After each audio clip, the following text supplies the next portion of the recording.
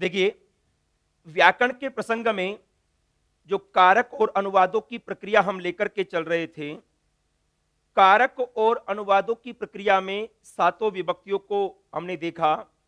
सातों विभक्तियों में सबसे पहले हमारे पास प्रथमा विभक्ति आई, जिसमें आपको बताया कि जो उक्त कारक है, उक्त कारक में प्रथमा विभक्ति होगी। चाहे वो कर्तृवाच्य का वाक्य होगा तो कर्ता में प्रथमा, कर्मवाच्य का वाक्य होगा तो कर्म में प्रथमा विभक्ति का कार्य होगा। यदि वाक्य में कोई क्रिया नहीं है तो कोई भी अर्थवान शब्द हो, कोई भी परिमापक शब्द हो या कोई भी संख्यावाची शब्द हो, उसमें प्रथमा का कार्य होगा। इसके बाद हम प्रथमा का कार्य करते ही क्रिया के स्वरूप की ओर आए और क्रिया के स्वरूप में आपको बताया, यदि अहम आवाम वयम प्रथमा वाले पद हैं तो आपको उत्तम पुरुष की क्रिया का प्रयोग करना होगा। त्वम युवाम यूयम है तो आपको मध्यम पुरुष की क्रिया का प्रयोग करना होगा।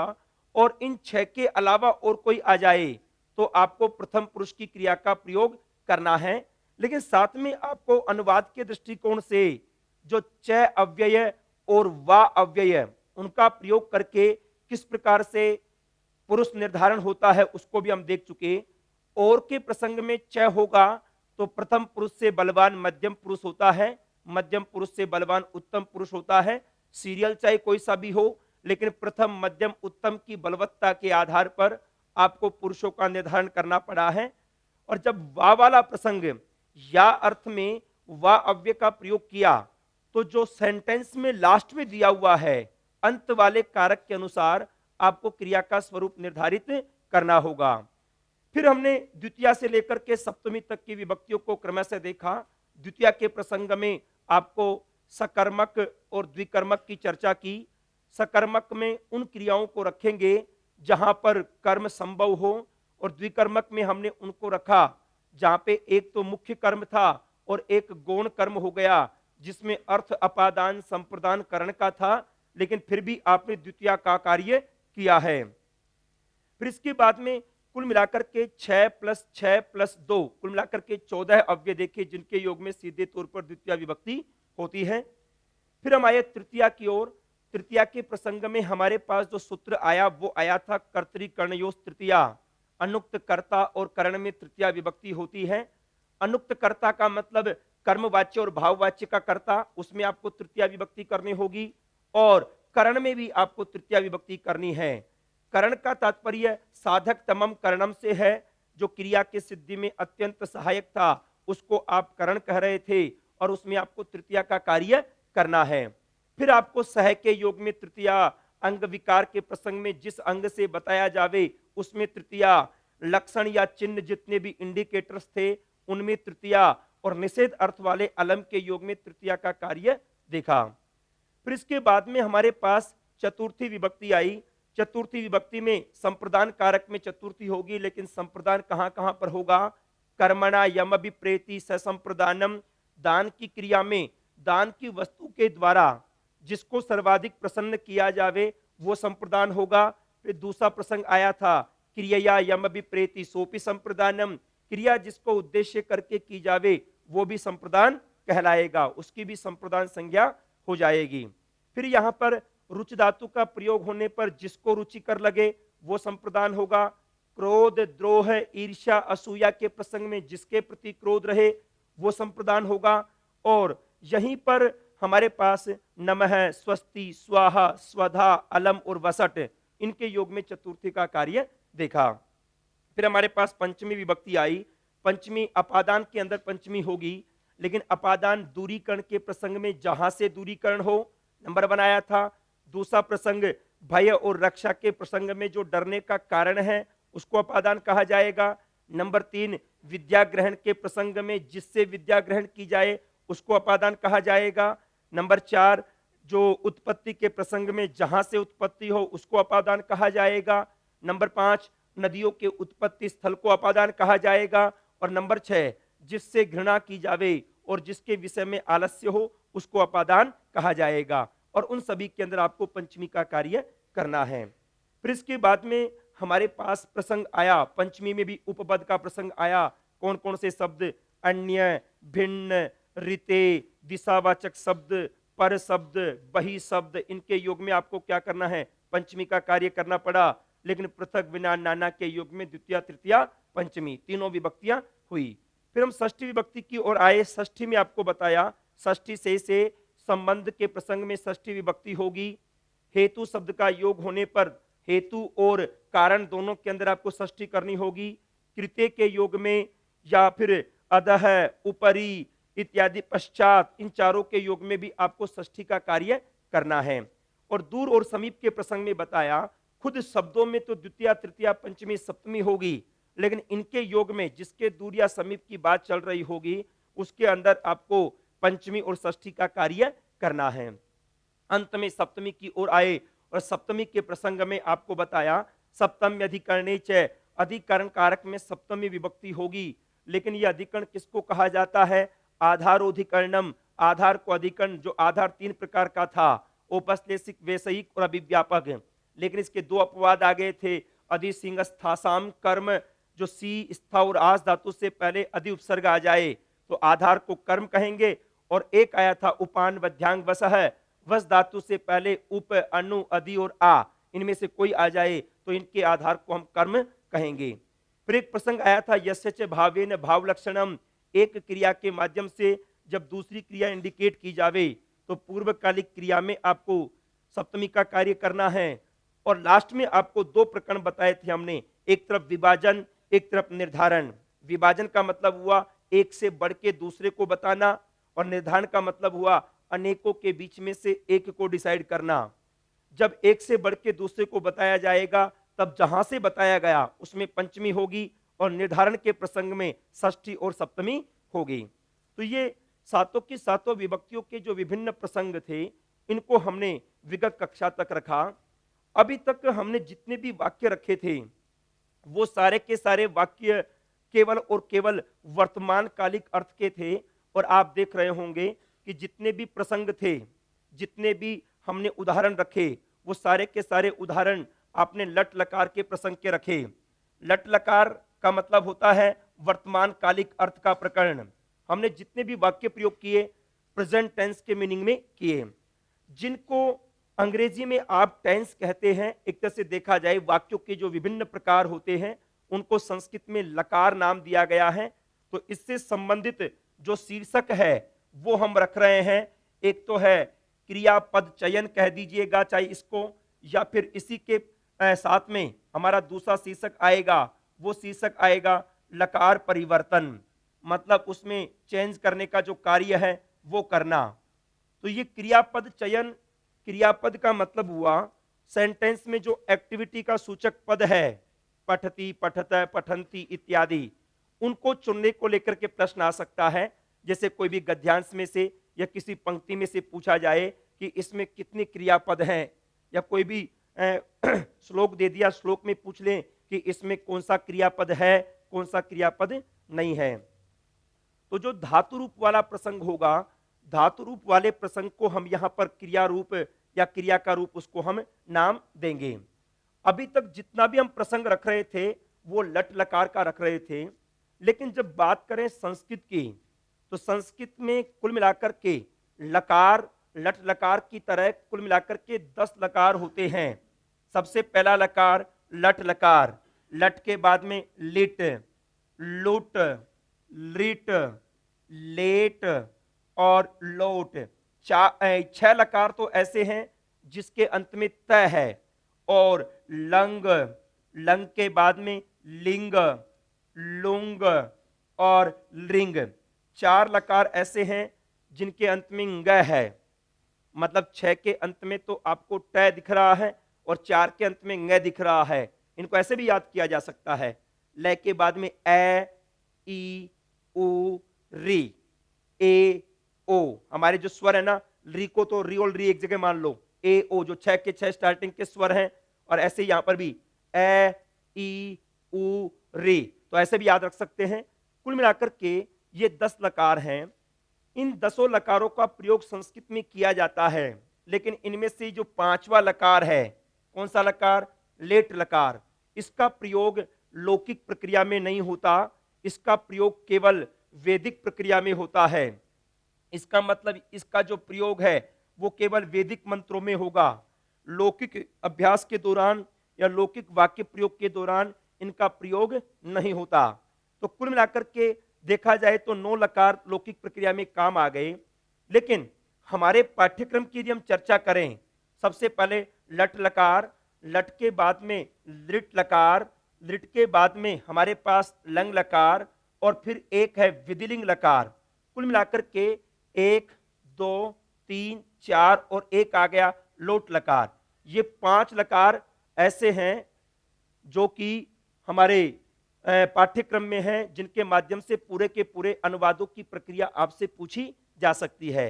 विभिन्न प्रकार के जो पाठ्यक्रम के जो उदाहरण पूछे जा सकते हैं वो इनसे संबंधित हैं। यहां पर लेट लकार का प्रयोग केवल वैदिक प्रक्रिया में हुआ है, इससे संबंधित प्रकरण हमारे लौकिक प्रक्रिया में काम नहीं आता। जिसको हम टेंस कहते हैं या वाक्यों का तरीका कहते हैं, काल कहते हैं, उनको यहां पर लकार के रूप में रखा गया है। जैसे सबसे पहले हम लट लकार की बात करें, लट लकार का जो प्रयोग है वो होता है वर्तमाने लट। जो वर्तमान कालिक अर्थ है, वर्तमान कालिक अर्थ में लट लकार की क्रियाओं का प्रयोग होगा। और जिसका वाक्य प्रयोग हमने सारा का सारा अभी तक जितना भी प्रकरण रखा वो सारे के सारे कैसे थे, वर्तमान कालिक अर्थ के थे। वर्तमान काल का मतलब होता है ऐसा कोई काल जो प्रारंभ तो हो चुका लेकिन अभी तक समाप्त नहीं हुआ है। जैसे मान लो अध्यापक पढ़ाता है, तो इसका मतलब यह हुआ कि पढ़ाना तो स्टार्ट कर दिया लेकिन पढ़ाना बंद नहीं किया, तो वो सेंटेंस किसका कहलाएगा, वर्तमान काल का कहलाएगा।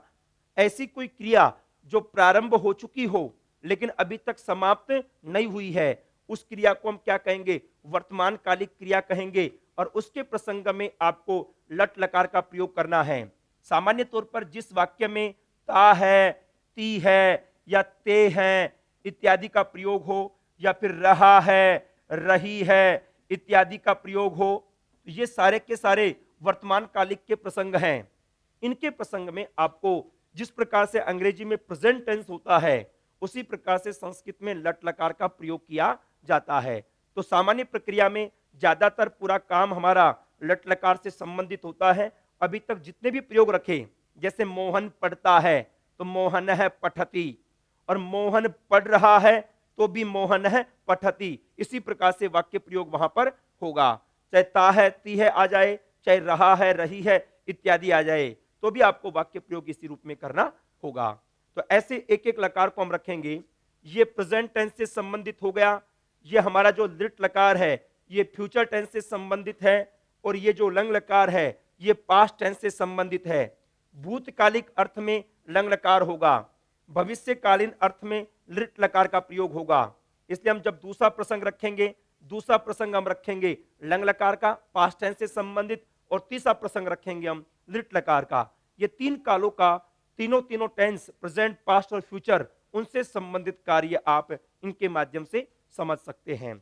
इसलिए आपके टॉपिक डाल लीजिएगा क्रियापद चयन एवं लकार परिवर्तन। क्रियापद चयन एवं लकार परिवर्तन, क्रियापद चयन एवं लकार परिवर्तन लिखिए। क्रियापद चयन एवं लकार परिवर्तन। अब टॉपिक डाल लीजिएगा क्रियापद। क्रियापद, क्रियापद किसको कहते हैं उसकी परिभाषा दे रहा हूं मैं। क्रियापद, इसमें लिखो वाक्य का वह पद, वाक्य का वह पद, वाक्य का वह पद जिसके द्वारा,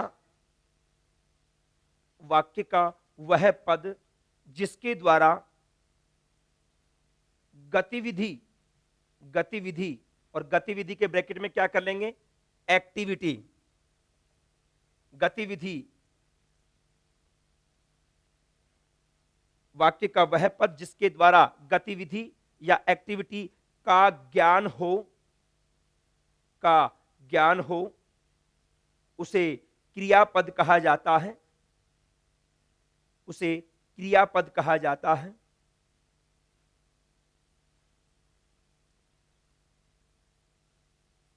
क्रियापद के लिए, क्रियापद के लिए, क्रियापद के लिए संस्कृत भाषा में, क्रियापद के लिए संस्कृत भाषा में, संस्कृत भाषा में 10 लकारों का प्रयोग, 10 लकारों का प्रयोग किया जाता है। 10 लकारों का प्रयोग किया जाता है।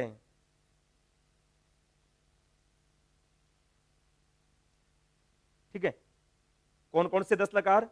देखो, ये 10 लकार हैं, ये 10 लकार हैं,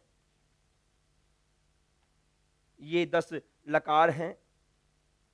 डैश लगा के लिख लो 10 के 10, ऐसे कैसे? लट लिट, इसी सीरियल से, पहले ट अंत वाले फिर ग अंत वाले। लट लिट लुट लिट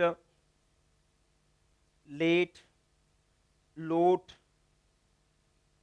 लंग लिंग लुंग लिंग।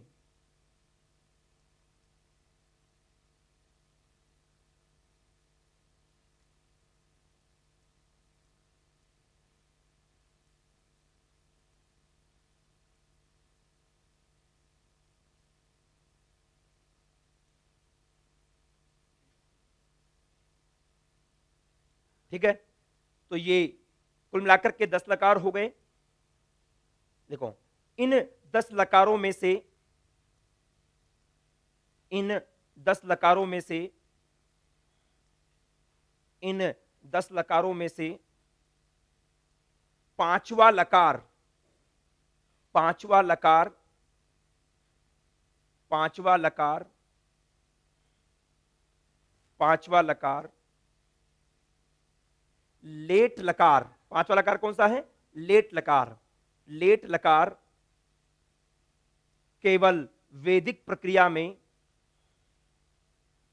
केवल वैदिक प्रक्रिया में, केवल वैदिक प्रक्रिया में काम आता है, केवल वैदिक प्रक्रिया में काम आता है। ठीक है, अब एक एक प्रकरण को हम लेके चल रहे हैं। हमारे पाठ्यक्रम में केवल क्या है? 5 लकारों के आधार पे संभव है, ज्यादातर संभावना रहेगी इनसे संबंधित ही वाक्य प्रयोग पूछा जाए। तो यहां पर नंबर 1 लिख लीजिएगा, लट लकार। नंबर 1 लट लकार, नंबर 1 लट लकार। ठीक है, और इसके ब्रैकेट में चाहो तो आप लिख सकते हैं प्रेजेंट टेंस। प्रेजेंट टेंस मतलब वर्तमान कालीन अर्थ में यह सूचक रहेगा, तो वहां पे आपको लट लकार की क्रिया का प्रयोग करना है। जैसे इसके सामने सूत्र लिख लीजिएगा, वर्तमाने लट। वर्तमाने लट सूत्र कौन सा है इसमें लट लकार बताने वाला? वर्तमाने लट। वर्तमाने लट लिखो। वर्तमान कालिक अर्थ के प्रसंग में, वर्तमान कालिक अर्थ के प्रसंग में, वर्तमान कालिक अर्थ के प्रसंग में लट लकार की क्रिया का प्रयोग होता है। वर्तमान कालिक अर्थ के प्रसंग में लट लकार की क्रिया का प्रयोग होता है।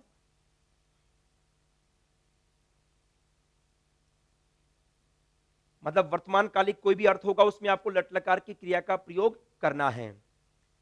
यहां वर्तमान कालिक क्रिया का तात्पर्य, यहां वर्तमान कालिक क्रिया का तात्पर्य, वर्तमान कालिक क्रिया का तात्पर्य उस क्रिया से है, उस क्रिया से है, उस क्रिया से है जो प्रारंभ तो हो चुकी है, जो प्रारंभ तो हो चुकी है लेकिन समाप्त नहीं हुई है। जो प्रारंभ तो हो चुकी है लेकिन समाप्त नहीं हुई है। मतलब ऐसी कोई क्रिया जो प्रारंभ तो हो चुकी लेकिन अभी तक समाप्त नहीं हुई है, उसको आप क्या कहेंगे? वर्तमान कालिक क्रिया। अर्थात अर्थात अर्थात जिस क्रिया के अंत में अर्थात जिस क्रिया के अंत में ता है, जिस क्रिया के अंत में ता है, कोमा ती है, ता है, ती है, ते है, ता है, ती है, ते हैं, रहा है, रही है, रहे हैं, ये 6 के 6। अर्थात जिस क्रिया के अंत में ता है, ती है, ते है, रहा है, रही है, रहे हैं, आदि हों, आदि हों, आदि हों, वहां वहां लट लकार की क्रिया का प्रयोग होगा, वहां लट लकार की क्रिया का प्रयोग होगा। मतलब जैसे आपने अंग्रेजी में प्रेजेंट टेंस की परिभाषा सुनी होगी ना, कि जिसके अंत में ता है, ती है, ते है, प्रेजेंट वाला सिंपल प्रेजेंट, और फिर आगे चल करके कंटिन्यूअस वाले के अंदर आपने रहा है, रही है। लेकिन अंग्रेजी में कंटिन्यूअस के प्रसंग में भी और सामान्य प्रसंग में भी आप लट लकार की क्रिया का प्रयोग कर सकते हैं। जैसे आपको सामान्य वाक्य दें, वह विद्यालय आता है, या फिर वह विद्यालय आ रहा है, दोनों जगह वह विद्यालय आता है तो भी क्या रूप बनेगा? सह विद्यालयम आगच्छति। आने की क्रिया में किसको चाहा गया? विद्यालय को चाहा गया, तो विद्यालय क्या हो गया? कर्म हो गया, तो इसमें तो द्वितीय विभक्ति हो गई। लेकिन आता है ये वर्तमान कालिक अर्थ था, तो आपने लट लकार की क्रिया का प्रयोग किया है। तो पहला हिंदी वाक्य लिखेंगे, वह विद्यालय आता है, वह विद्यालय आता है, वह विद्यालय आता है, वह विद्यालय आता है। इसके सामने करो, सह विद्यालयम आगच्छति, सह विद्यालयम आगच्छति, वह विद्यालय आता है, इसमें क्या हो जाएगा? सह विद्यालयम आगच्छति।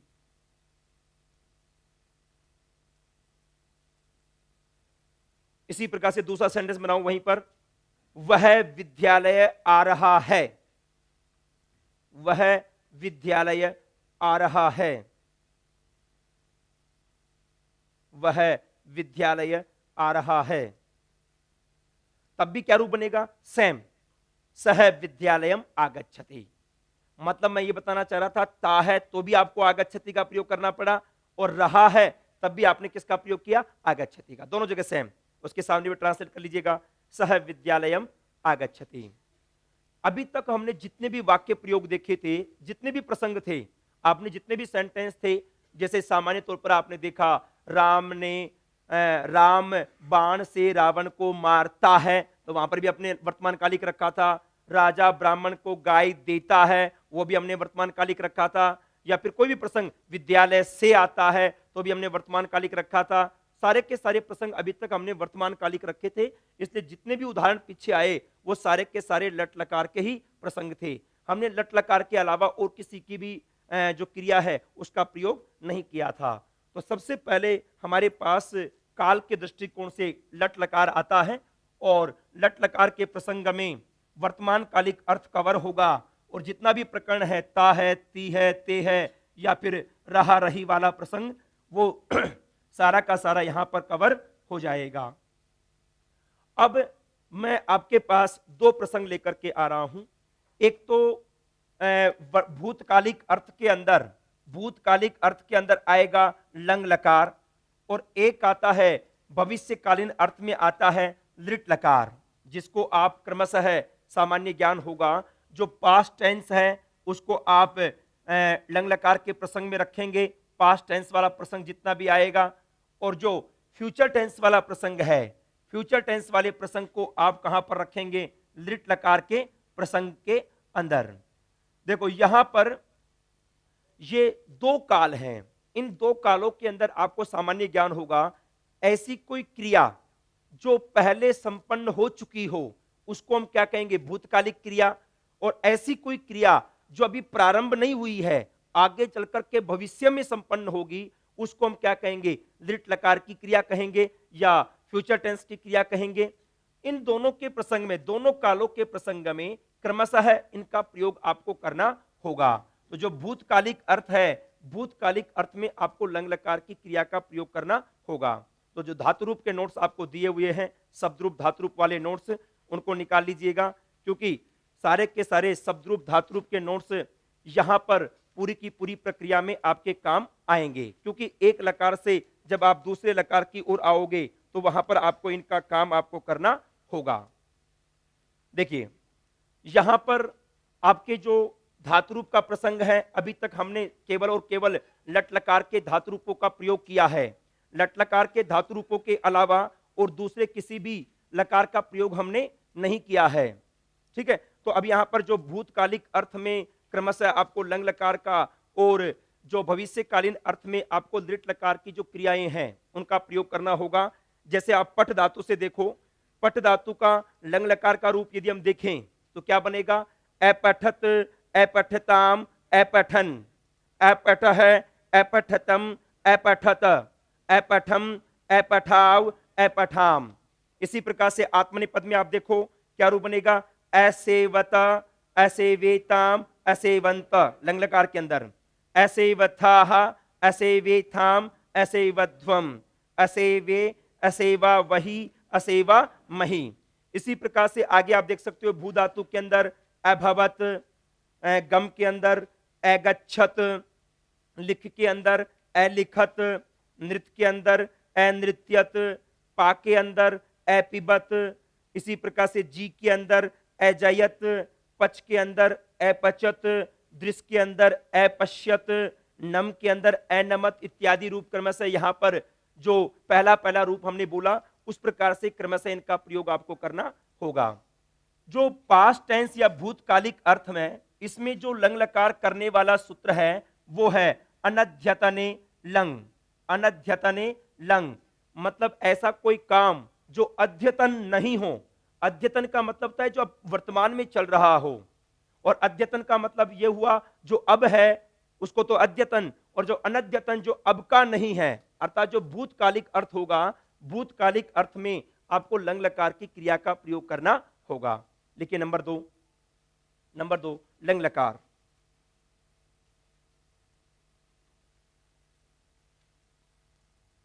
लंग लकार, और वही ब्रैकेट में पहले की तरह क्या लिख लेंगे?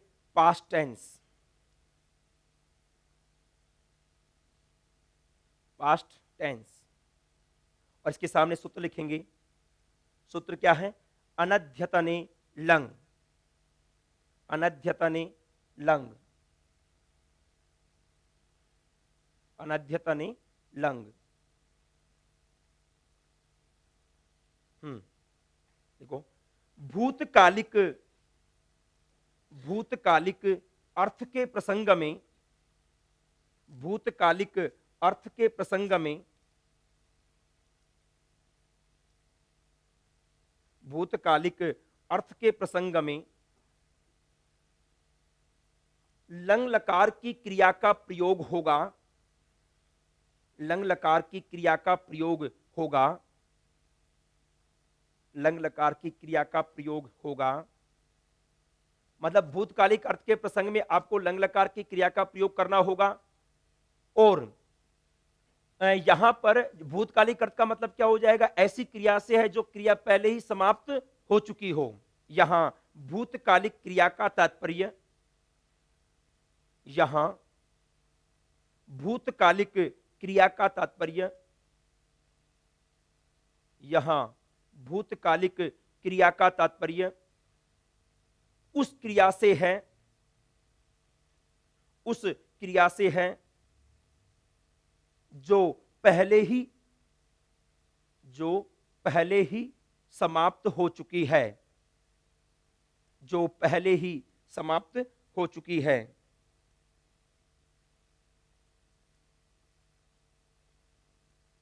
ठीक है, अब यदि आप इसके लंग लकार के रूपों को देखेंगे तो इसकी पहचान कैसे होगी?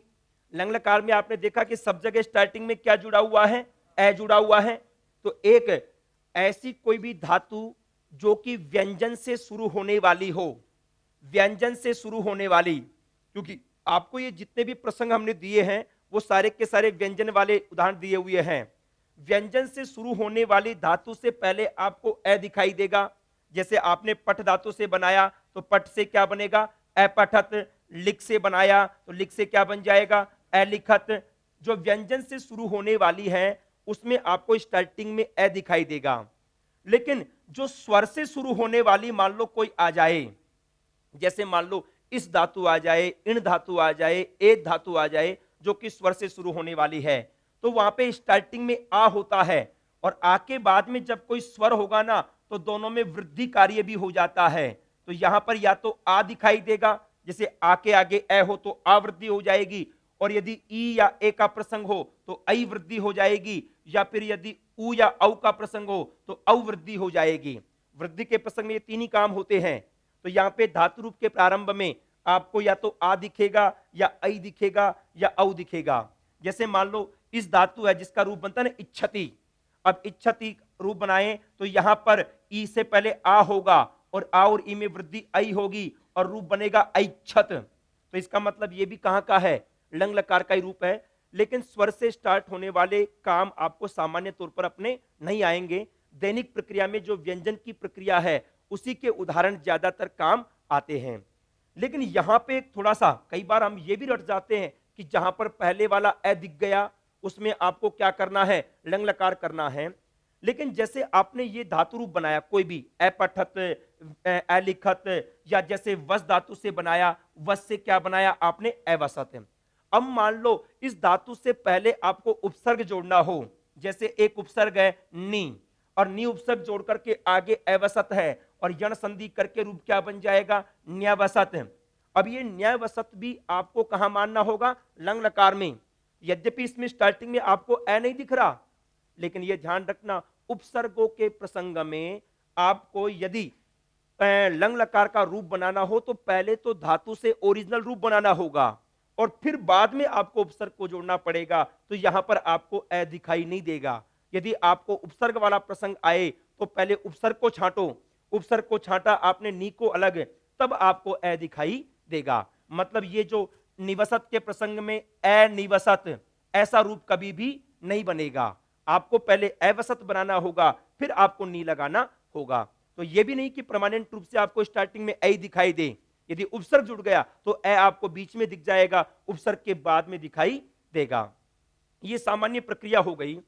लेकिन यहां पे अनुवाद के दृष्टिकोण से यदि परीक्षा में कोई भी अनुवाद पूछा जाए तो दो अव्यय हैं, एक तो है ह्यः और एक है परह्यः। ह्यः का मतलब हुआ कल, कल का मतलब जो ऐसा कल जो बीत चुका है, जिसको अंग्रेजी में आप क्या बोलते हो, यस्टरडे। तो उसको यस्टरडे वाले मीनिंग के अंदर संस्कृत में शब्द आता है ह्यः। ह्यः का प्रयोग हुआ तो पक्का है भूतकालिक होगा कि नहीं होगा, क्योंकि ह्यः का मतलब क्या हुआ, जो बीत चुका, बीता हुआ कल, तो भूतकालिक आएगा। और ऐसे ही परह्यः, परह्यः का मतलब हुआ बीता हुआ परसों, मतलब डे बिफोर यस्टरडे, कल वाले से पहले वाला दिन। जैसे मान लो आज की तारीख में रविवार हो तो क्या हो जाएगा, शनिवार को तो आप क्या कहेंगे, ह्यः कहेंगे, और शुक्रवार को क्या कहेंगे, परह्यः। एक दिन पहला ह्यः और उससे भी एक दिन पहला क्या कहलाएगा, परह्यः। तो कल और परसों का यदि प्रयोग किया जावे जो कि कौन से, भूतकालिक वाले, तो फिर आपको पक्का है यदि वाक्य में इनका प्रयोग आ गया तो फिर आपको लंग लकार की क्रिया का ही प्रयोग करना होगा। इनका आ गया तो पक्का करना ही करना है। अन्यथा जैसे मान लो यह आ जाए कि राम ने रावण को मारा, राम ने रावण को मारा, इसका मतलब कौन सी क्रिया हो गई, भूतकालिक हो गई। किसने मारा, राम ने, राम है। अब क्रिया आपको कहां के लेके आनी होगी, राम प्रथम पुरुष एक वचन का है तो प्रथम पुरुष एक वचन की तो आएगी, लेकिन कौन से लकार की, लंग लकार की। तो लंग लकार के प्रसंग में यदि आप हन धातु का रूप खोलिए एक बार, हन धातु के रूपों के अंदर जो लंग लकार का रूप है, देखिए अहन, अहताम, अघ्नन, अहन, अहतम, अहत, अहनम, अहन्व, अहन्म। देखो प्रथम पुरुष में भी क्या है, अहन है, और मध्यम पुरुष में भी क्या है, अहन। तो राम ने मारा तो भूतकालिक अर्थ में क्या बन जाएगा, राम है अहन। अब किसको मारा? मारने की क्रिया में किसको चाहा? रावण को। नियमानुसार वही कर्म हो जाएगा, और कर्म होगा तो रूप क्या बन जाएगा? राम है रावणम अहन। तो ये भूतकालिक अर्थ हो गया। अभी तक हमने जितना रखा था ना, राम रावण को मारता है, तो आपने हंती का प्रयोग किया था, लेकिन अब हमने काल चेंज कर दिया।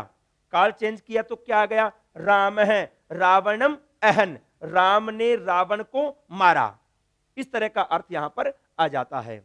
लिखो नंबर 2 के अंदर आप क्रम से चल रहे हैं। अर्थ लिखा आपने अनद्यतने लंग, भूतकालिक अर्थ में आपको लंग लकार की क्रिया का प्रयोग करना है। नेक्स्ट लाइन से, लंग लकार के प्रसंग में,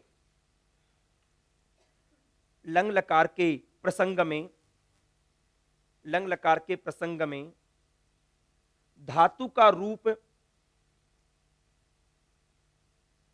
धातु का रूप बनाने के लिए, धातु का रूप बनाने के लिए व्यंजन से प्रारंभ होने वाली, व्यंजन से प्रारंभ होने वाली, व्यंजन से प्रारंभ होने वाली धातु से पहले, व्यंजन से प्रारंभ होने वाली धातु से पहले ए क्या लग जाएगा? ए। व्यंजन से प्रारंभ होने वाली धातु से पहले ए तथा तथा स्वर से प्रारंभ होने वाली,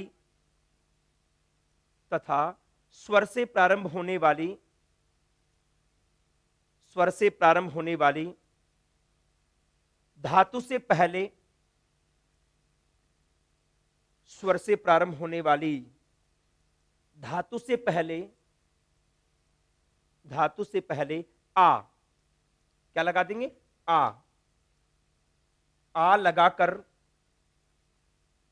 आ लगाकर वृद्धि कार्य भी होगा।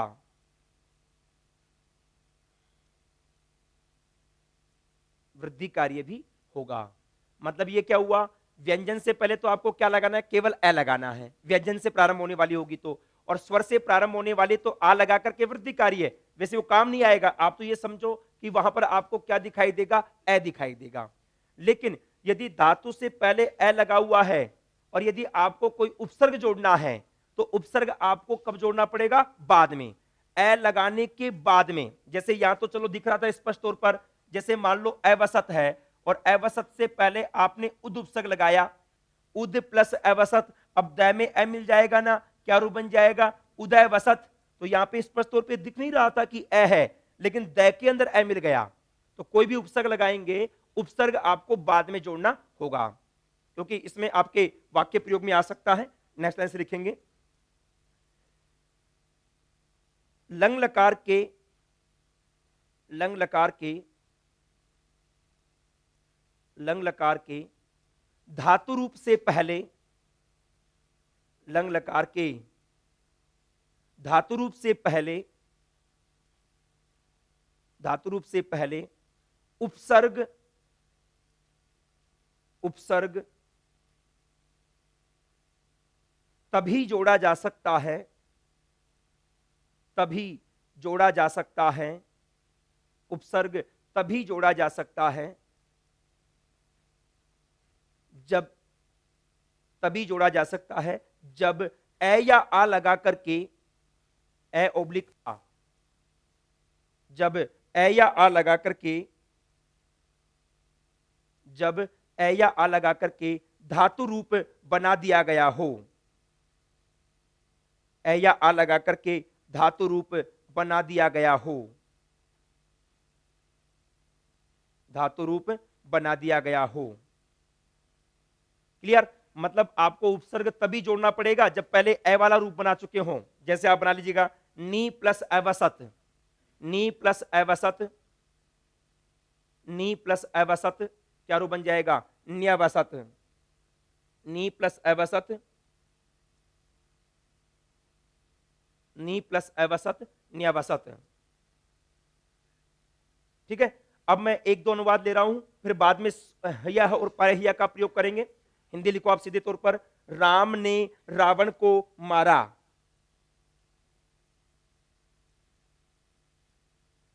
राम ने रावण को मारा, क्या रूप बनेगा बताइए? क्या बन जाएगा? राम है रावणम अहन, राम ने रावण को मारा, इसका क्या ट्रांसलेशन हो जाएगा? राम है रावणम अहन, राम ने रावण को मारा। अब सुनो, इसी में मैं रख रहा हूं, यदि यहां पर हम रखें कि सैनिकों ने, अब बहुवचन का रूप ले रहा हूं मैं, सैनिकों ने शत्रुओं को मारा, सैनिकों ने मारा, कर्ता कौन है? सैनिक, बहुवचन का है ना, राम की तरह है, सैनिकाहा। और भूतकालिक अर्थ रखना चाहते हैं, पहले हिंदी लिखो आप, नंबर 2, सैनिकों ने, सैनिकों ने, सैनिकों ने शत्रुओं को मारा, सैनिकों ने शत्रुओं को मारा। अब बताओ, सैनिकों ने बहुवचन है ना, सैनिकाहा, भूतकालिक क्रिया आएगी, हन धातु का रूप देखो, अहन, अहताम, अघ्नन, बहुवचन में क्या रूप बनेगा? अघ्नन, क्या रूप बनेगा? अघ्नन, घ है ये, अघ्नन। अब किसको मारा? शत्रुओं को मारा, मारने की क्रिया में किसको चाहा? शत्रु को, और शत्रु भी कितने हैं? बहुवचन में है ना, तो शत्रु में द्वितीय विभक्ति हो जाएगी, शत्रुम, शत्रु, शत्रुन, जैसे भानु का रूप था उसी प्रकार से क्या रूप बन जाएगा बताइए? सैनिकाहा शत्रुन अघ्नन, ये ध्यान रखना, है नहीं है, घ है, अघ्नन, सैनिकाहा शत्रुन अघ्नन, सैनिकाहा शत्रुन अघ्नन।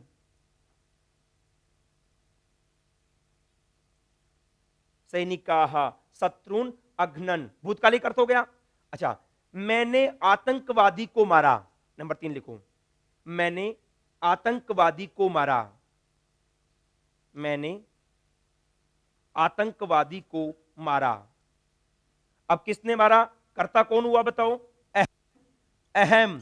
अब बताओ, मारने की क्रिया में अब उत्तम पुरुष एक वचन की क्रिया आएगी, एक वचन की क्रिया में देखो, उत्तम पुरुष एक वचन में क्या बनता है? अहनम, क्या बन जाएगा? अहनम। अब किसको मारा? आतंकवादी को, आतंकवादिन, आतंकवादिन के रूप चलेंगे सन्यासिन की तरह, स्वामीन की तरह, तो स्वामी, स्वामिनौ, स्वामिन है, स्वामिनम, तो यहां पे क्या बन जाएगा बताइए? आतंकवादिनम, आतंक, आतंकवादिनम, आतंकवादिनम, अहनम, आतंकवादिनम, आतंकवादिनम, स्वामिन की तरफ चलेगा, आतंकवादिन, ये दीर्घीकरण पर है ना, योगिन, भोगिन, रोगिन, उसका रूप सभी का एक तरह, ठीक है, क्या रूप बन जाएगा? आतंकवादी, आतंकवादिनौ, आतंकवादिन है, आतंकवादिनम, अहम आतंकवादिनम अहनम, मैंने आतंकवादी को मारा। एक और लिखो वाक्य प्रयोग, तुमने, तुमने बाली को मारा, तुमने बाली को मारा, ठीक है, तुम, तुम। अब बताओ, मध्यम पुरुष एक वचन का है ना, तुमने मारा, तुम, अब क्या बनेगा? अहन, देखो मध्यम पुरुष एक वचन में भी और प्रथम पुरुष एक वचन में भी दोनों जगह रूप सेम है ना, अहन बनेगा। अब किसको मारा? बाली को, तो बाली में द्वितीय विभक्ति हो जाएगी और रूप क्या बनेगा? बालिम, तुम बालिम अहन, तुमने बाली को मारा, ठीक है, मतलब भूतकालिक अर्थ के अंदर आपको लंग लकार की क्रिया का प्रयोग करना होगा, ठीक है। अब नीचे लिखो, एक बार लिख लीजिएगा, यह, यह, यह, और हिया के ब्रैकेट में कर लीजिएगा बीता हुआ कल, हिया का शाब्दिक अर्थ क्या हुआ? बीता हुआ कल, बीता हुआ कल। और दूसरा कर लीजिएगा नीचे, पर यह, पर यह, पर यह, पर यह, पर यह के ब्रैकेट में कर लीजिएगा बीता हुआ परसों, बीता हुआ परसों। दोनों के दोनों भूतकालिक अर्थ के हैं, हिया का मतलब हुआ कल और परिह्य का मतलब क्या हुआ, परसों। ये दोनों के दोनों भूतकाल के अर्थ को इंडिकेट करेंगे। तो इनका तो यदि प्रयोग हो गया तो पक्का है कि आपको कौन सा लकार लेकर के आना होगा, लंग लकार की क्रिया का प्रयोग करना होगा। इसके सामने लिखेंगे, दोनों को कवर करके सामने लिखो, ये दोनों अव्यय, नीचे कंटिन्यूस लिखते रहेंगे, ये दोनों अव्यय, ये दोनों अव्यय, ये दोनों अव्यय हैं। तो बार बार मैं जहां जहां पर भी अव्यय लिखा रहा हूं, इसका मतलब वो काम आपके अव्यय में भी आ जाएगा। ये दोनों अव्यय भूतकालिक अर्थ को बताने वाले, ये दोनों अव्यय भूतकालिक अर्थ को बताने वाले, ये दोनों अव्यय भूतकालिक अर्थ को बताने वाले हैं, ये दोनों अव्यय भूतकालिक अर्थ को बताने वाले हैं। अतः वाक्य में, अतः वाक्य में इनका प्रयोग होने पर, अतः वाक्य में इनका प्रयोग होने पर, अतः वाक्य में इनका प्रयोग होने पर लंग लकार की क्रिया का प्रयोग होगा, लंग लकार की क्रिया का प्रयोग होगा।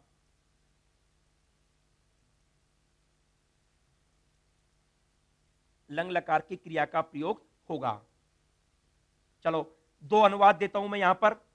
एक तो आ गया कि मैं कल गांव गया, देखो मैं कल गांव गया, मैं कल गांव गया। इसमें क्या बनेगा बताओ, अहम, जाने के लिए कौन सी धातु आ गई, गम धातु। अहम जाने के, कल के लिए आ गया कल गया, तो कल के लिए शब्द कौन सा आ जाएगा, यह, अहम यह। अब जाने की क्रिया में गम धातु, गम धातु का रूप देखो आप लंग लकार के अंदर, गम धातु में कैसा रूप चलता है, अगच्छत, अगच्छताम, अगच्छन। लेकिन अहम तो कहां का है, उत्तम पुरुष एक वचन का है ना, तो बताओ कहां पर आएगा, अगच्छत, अगच्छताम, अगच्छन, अगच्छः, अगच्छतम, अगच्छत, अगच्छम, अहम यह, अगच्छम, मैं कल गया। अब जाने की क्रिया में किसको चाहा, गांव को, गांव कर्म हो जाएगा, रूप क्या बनेगा बताओ, ग्रामम। अहम यह ग्रामम अगच्छम, अगच्छम उत्तम पुरुष एक वचन का। मतलब जिस वाक्य के अंदर हिया का प्रयोग हो गया या फिर पर हिया का प्रयोग हो गया, तो पक्का है कि वहां पे आपको लंग लकार की क्रिया ही लेकर के आनी होगी। चलो एक और बनाओ आप, तुम परसों विद्यालय गए, तुम परसों विद्यालय गए, तुम परसों विद्यालय गए। त्वम, परसों के लिए कौन सा शब्द आ जाएगा, परह्यः। अब बताओ, अब क्रिया कहां की आएगी, मध्यम पुरुष एक वचन की, अगच्छत, अगच्छताम, अगच्छन, अगच्छः, अगच्छः। देखो मध्यम पुरुष एक वचन में सही है क्या, अगच्छः। और कहां गए, विद्यालय, जाने की क्रिया में किसको चाहा, विद्यालय को, विद्यालय कर्म हो जाएगा और रूप क्या बनेगा, विद्यालयम। त्वम परह्यः विद्यालयम अगच्छ, त्वम परह्यः विद्यालयम अगच्छ, तुम परसों विद्यालय गए। मतलब ये हुआ यह और परह्य का प्रयोग हुआ, तब तो आपको लंग लकार की क्रिया का प्रयोग करना ही होगा।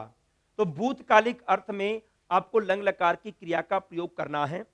लेकिन कोई भी गद्यांश आए, गद्यांश के प्रसंग में लंग लकार की क्रिया के प्रयोग की संभावना ज्यादा रहती है। उसका रीजन क्या है कि कोई भी कहानी आए, कोई भी कथा आए, वो भूतकाल की होती है। तो वहां पर एक है राजा आसीत, एक राजा था, तो वहां पर सह एकस्मिन नगरी, एकस्मिन नगर्याम, एकस्याम नगर्याम अवसत, वह एक नगरी में रहता था। तो भूतकालिक का प्रसंग आएगा तो पक्का है लंग लकार की क्रिया का प्रयोग होगा। लेकिन भूत में भी ऐसा कोई भूतकाल जो हमारे प्रत्यक्षीकरण में नहीं हुआ हो, मतलब ऐसा कोई भूतकाल जो कि परोक्ष हो। कैसा, परोक्ष। परोक्ष का मतलब हुआ जो हमने नहीं देखा हो। सामान्य तौर पर पुराने टाइम का, हजारों साल पहले, युगों पहले, पीढ़ियों पहले का कोई काम हो। जैसे आपने देखा कि राम ने रावण को मारा, अब वो कौन से युग की बात थी हमने नहीं देखा। तो आप यद्यपि भूतकालिक अर्थ में लंग लकार का प्रयोग कर रहे थे, लेकिन यदि परोक्ष वाला कोई भी भूत आ जाए तो वहां पे लिट लकार की क्रिया का प्रयोग किया जा सकता है। कोई भी गद्यांश पद्यांश में यदि प्रसंग आए तो लिट लकार का प्रयोग आ सकता है। लिट लकार में कभी भी वाक्य प्रयोग आपसे सामान्य तौर पर नहीं पूछेगा, लेकिन लिट लकार की एक छोटी सी पहचान ये याद रखो, यदि भूतकालिक अर्थ चल रहा हो और भूतकालिक अर्थ में धातु से पहले अभी बताया आपको ए लगाना है, यदि ए वाला प्रसंग है जब तो लंग लकार हो गया, और भूतकालिक अर्थ है फिर भी ए नहीं आ रहा हो और वहां पे धातु का रूप चल रहा है, ऐसे चलेगा डबल रूप। पट धातु से बनेगा पपाठ, चल धातु से बनेगा चचाल। देखो पपाठ चचाल, तो वो तीत है, अंति भी गायब हो गया। आपको ऐसे रूप यदि दिखाई दें, इसका मतलब समझ जाना कि भूतकालिक अर्थ में वो कौन से लकार का प्रयोग है, लिट लकार का प्रयोग है। ये केवल आपको पहचानने के दृष्टिकोण से कई बार ऐसा प्रश्न बन सकता है कि इसमें कौन सा लकार है। आप देखेंगे कि भूतकाल का प्रसंग तो चल रहा था लेकिन धातु से पहले ए नहीं है, तो इसका मतलब वो कौन से लकार का हो गया, लिट लकार का, और जिसमें धातु को डबल रूप भी दिखाई देगा। नेक्स्ट आंसर लिखेंगे, नोट डाल के लिख लेंगे, ऐसा कोई भूतकाल, ऐसा कोई भूतकाल, ऐसा कोई भूतकाल जो हमारे सामने, जो हमारे सामने नहीं हुआ हो,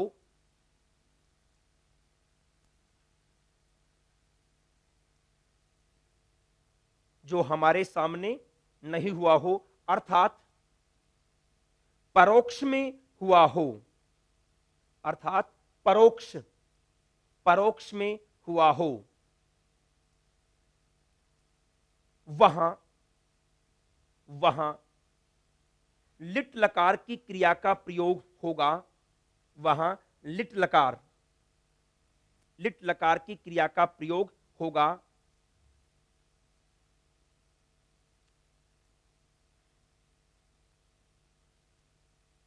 लिट लकार में, लिट लकार में रूप बनाते समय,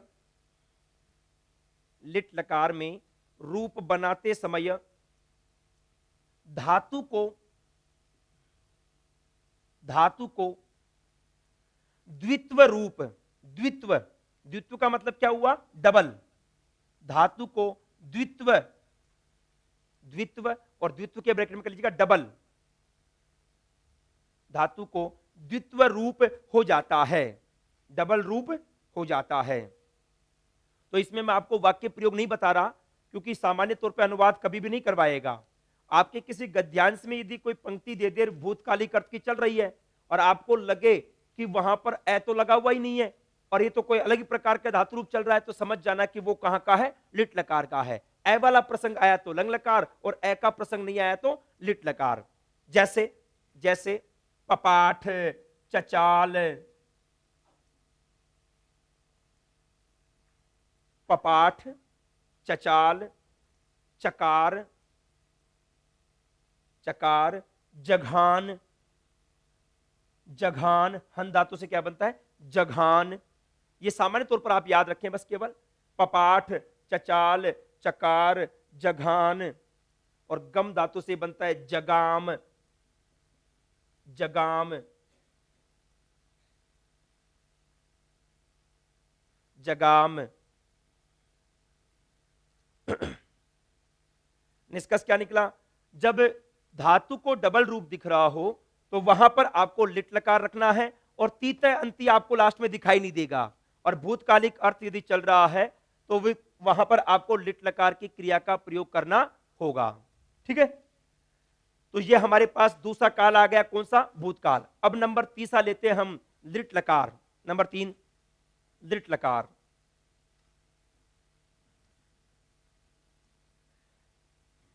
देखो लिट लकार और इसके ब्रैकेट में कर लीजिएगा फ्यूचर टेंस,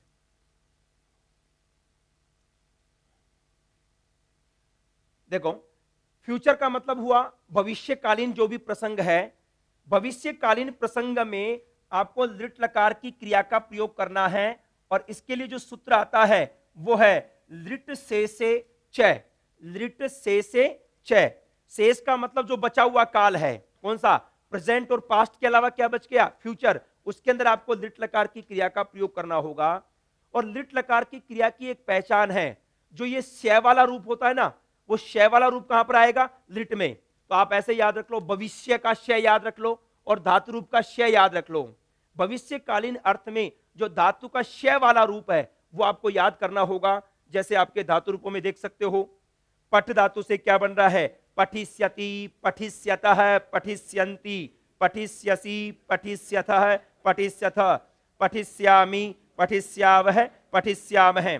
और आत्मनेपद में सेविष्यते, सेविष्येते, सेविष्यन्ते, सेविष्यसे, सेविष्येथे, सेविष्यद्वे, सेविष्ये, सेविष्यावहे, सेविष्यामहे।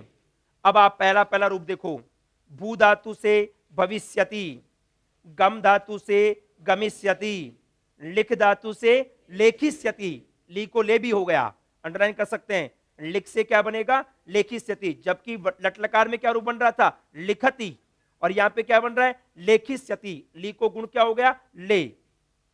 इसी प्रकार से नीचे देखो, नृत्य धातु, नृत्य धातु में डबल रूप बने हुए हैं, देख सकते हो आप, नर्तिष्यति और नर्तस्यति। एक बार ई आ रहा है, एक बार ई नहीं आ रहा, नृत्य धातु में दिख रहा है आपको। लेकिन आप एक चीज चेक करो, ऊपर वाले रूप में मूर्धन्य स था और नीचे वाले के अंदर दंत्य स था। मैंने आपको एक प्रक्रिया बताई थी, सत्व प्रक्रिया, इणिया का वर्ग हो तो मूर्धन्य स हो जाता है। तो यहाँ पे पहले वाले में तो ई था, इसलिए मूर्धन्य स हो गया, लेकिन दूसरे वाले रूप में ई नहीं है, इण का वर्ग नहीं है, तो स का स्लेट वाला ही रहा। आगे देख सकते हो, पा से क्या बन रहा है, पाश्यति, देखो विशेष, पा से लटलकार में तो क्या बन रहा था, पिबती, लेकिन यहां पे क्या बन रहा है, पाश्यति। ऐसे जी से जेष्यति और पच से पक्षति, इसको बन रहा निकालो, पच धातु से क्या बनेगा, पक्षति, पकाएगा, पच से क्या बन जाएगा, पकाएगा। ऐसे दृश्य से क्या बनेगा, दृश्य क्या बन जाएगा, द्रक्षति, दृश्य क्या बनेगा, द्रक्षति, दृश्य क्या बनेगा, द्रक्षति, विशेष, इसको बन कर लें। नम धातु से लटलकार में तो नमति, नमत, नमंती था, लेकिन लिटलकार में क्या हो जाएगा, नंस्यन्ति। और अस से भी क्या बनेगा, भविष्यति, और हन से क्या बनेगा, हनिष्यति। और लब आत्मनेपद है, इससे क्या बनेगा, लप्स्यते। नी से दोनों प्रकार से नेष्यति भी और नेष्यते भी, और दा से दास्यति और दास्यते इत्यादि रूप यहां पर आपको बनाने होंगे यदि भविष्यकालीन अर्थ हो तो। साथ में जैसे अभी मैंने आपको ह्यः और परह्यः बताया, ठीक उसी प्रकार से स्वः, स्वः और परस्वः। स्वः का मतलब आने वाला कल। यदि किसी वाक्य के अंदर स्वः शब्द का प्रयोग हो जाए या फिर परस्वः का प्रयोग हो जाए तो पक्का है वो क्रिया कहां की होगी, भविष्य काल वाली क्रिया होगी, और वहां पे आपको लिट लकार की क्रिया का ही प्रयोग करना होगा। स्व का मतलब आने वाला, जिसको आप अंग्रेजी में टुमारो बोलते हैं, और परस्व का मतलब हो गया परसों, डे आफ्टर टुमारो, उसके बाद का जो दिन होगा। जैसे मान लो आज रविवार है तो सोमवार को क्या कहेंगे, स्वः, और मंगलवार को क्या कहेंगे, परस्वः। आगे वाला जो कल है उसको तो क्या कहेंगे, स्वः, और उससे नेक्स्ट वाला मतलब परसों वाला दिन उसको हम क्या कहेंगे, परस्वः। ये जो परसों शब्द बना है इसी का तद्भव है, परस्वः से ही बना हुआ है परसों, ठीक है। मतलब इनका प्रयोग होगा तो भविष्यकालीन अर्थ है, भविष्यकालीन अर्थ है तो मतलब क्या हुआ, लिट लकार की क्रिया का ही आपको प्रयोग करना होगा। जैसे देखो आप, ऐसा कोई वाक्य जिसके अंत में गा, गे, गी इत्यादि का प्रसंग आ जाए, इसका मतलब वो कहां पर आ जाएगा, भविष्यकालीन में। वह पढ़ेगा, वह ग्रंथ पढ़ेगा, तो क्या रूप बन जाएगा, सह पठिष्यति, वह पढ़ेगा। और क्या पढ़ेगा, ग्रंथ को, पढ़ने की क्रिया में किसको चाहा, ग्रंथ को, क्या रूप बन जाएगा, ग्रंथम पठिष्यति, सह ग्रंथम पठिष्यति, वह ग्रंथ को पढ़ेगा। इस प्रकार से आपको यहां पर वाक्य प्रयोग करना होगा। वह कल घर जाएगा, अब देखो, सह स्वः, स्वः गृहम गमिष्यति, वह कल घर जाएगा, या फिर हम कहें वह परसों विद्यालय आएगा, परश्वः विद्यालयम आगमिष्यति, विद्यालयम आगमिष्यति, वो परसों विद्यालय में आएगा। तो स्वः का प्रयोग हुआ या परश्व का प्रयोग किया, तो फिर आपने जो लृट लकार की क्रिया है उसका प्रयोग किया है। लिखो नंबर 3, लृट लकार, लृट लकार, और ब्रैकेट में कर लीजिएगा फ्यूचर टेंस, और सूत्र लिख लीजिएगा लृट से च, लृट से च, लृट से च। लिखो भविष्यकालीन अर्थ के प्रसंग में, भविष्यकालीन अर्थ के प्रसंग में, भविष्यकालीन अर्थ के प्रसंग में दृढ़ लकार की क्रिया का प्रयोग, दृढ़ लकार की क्रिया का प्रयोग, दृढ़ लकार की क्रिया का प्रयोग होगा, दृढ़ लकार की क्रिया का प्रयोग होगा, अर्थात अर्थात ऐसी क्रिया, अर्थात ऐसी क्रिया जिसके अंत में, जिसके अंत में,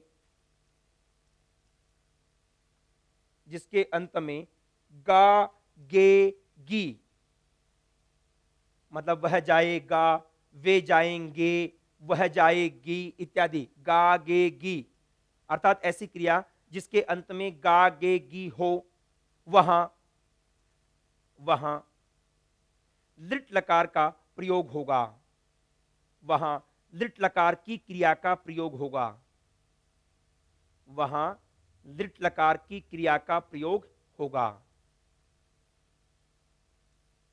वहां दृढ़ लकार की क्रिया का प्रयोग होगा। ठीक है, तो आपको यह ध्यान रखना है कि कौन कौन से प्रसंगों में यह कार्य आपको करना है।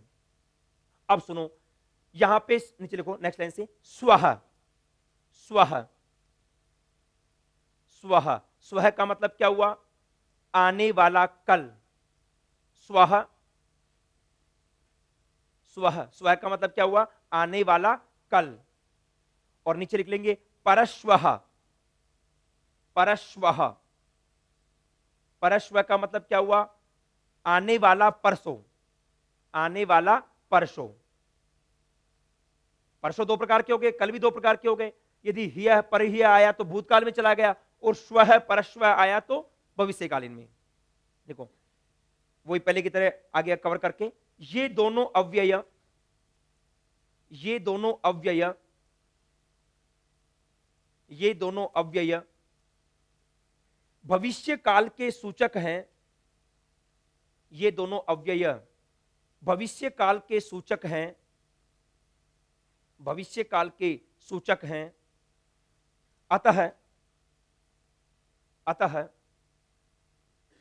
इनका प्रयोग होने पर, अतः इनका प्रयोग होने पर, इनका प्रयोग होने पर दृढ़ लकार की क्रिया का प्रयोग होगा, दृढ़ लकार की क्रिया का प्रयोग होगा। इनका प्रयोग होने पर दृढ़ लकार की क्रिया का प्रयोग होगा।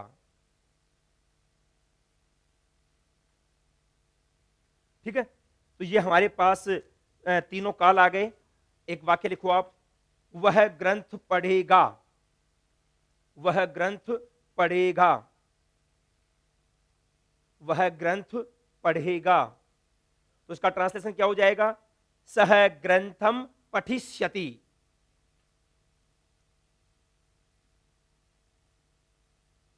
सह ग्रंथम पठिष्यति, वह ग्रंथ पढ़ेगा।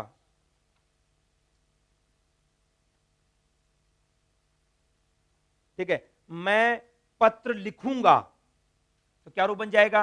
अहम पत्रम, लिख से क्या बनेगा बताओ? लेखिष्यामि, लिख से क्या बनेगा? लेखिष्य, लेखिष्यामि। मैं पत्र लिखूंगा, हिंदी में लिख लो पहले, मैं पत्र लिखूंगा, इसका ट्रांसलेशन क्या होगा? अहम पत्रम लेखिष्यामि, अहम पत्रम लेखिष्यामि। ठीक है, तो ये आपको अभी काफी प्रयोग हम रखेंगे। इनमें जितने जितने जो प्रसिद्ध रूप हैं, जैसे नृत्य धातु है, नृत्य धातु के दो रूप बनते हैं ना, कौन कौन से? नर्तिष्यति और नर्तशति। ठीक है, तो इसमें हम कहें कि राधा, राधा नर्तिष्यति, राधा नाचेगी, या फिर दूसरा रूप क्या बनेगा? नर्तशति। दोनों बन सकते हैं ना, नर्तशति या नर्तिष्यति। कब? कल, स्वाहा। देखो, राधा कल नाचेगी, राधा कल नाचेगी, क्या रूप बनेगा? राधा स्वः नर्तिष्यति। राधा प्रथम पुरुष एक वचन का है, तो रूप क्या बन जाएगा? नर्तिष्यति।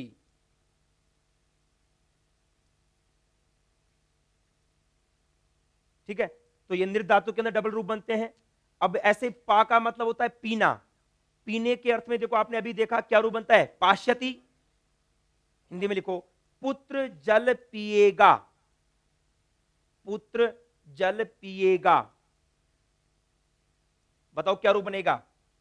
पुत्र है जलम पाश्यति। प्रथम पुरुष एक वचन का ये पुत्र, तो क्या रूप बन जाएगा? पुत्र है जलम पाश्यति, पुत्र जल पिएगा।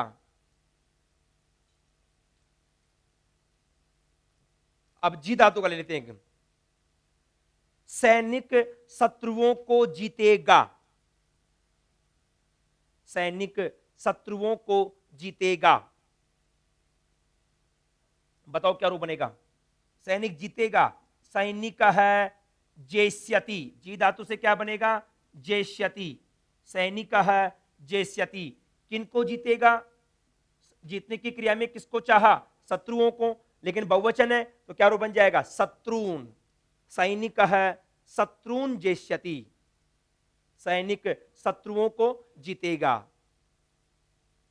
सैनिक है शत्रुन जेष्यति। ठीक है, तो जी धातु का आ गया, ये दोनों भी लिख लीजिएगा यहां पर।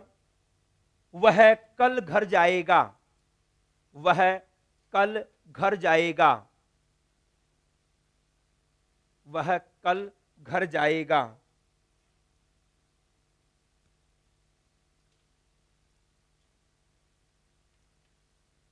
बना लीजिएगा, सह स्वः गृहम गमिष्यति,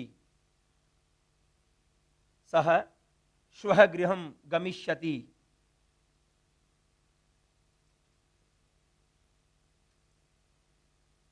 स्व का प्रयोग हो या परस्व भी तो हो सकता है। वह परसों विद्यालय आएगा, वह परसों विद्यालय आएगा, क्या रूप बन जाएगा? सह परश्वः विद्यालयम आगमिष्यति, सह परश्वः विद्यालयम आगमिष्यति।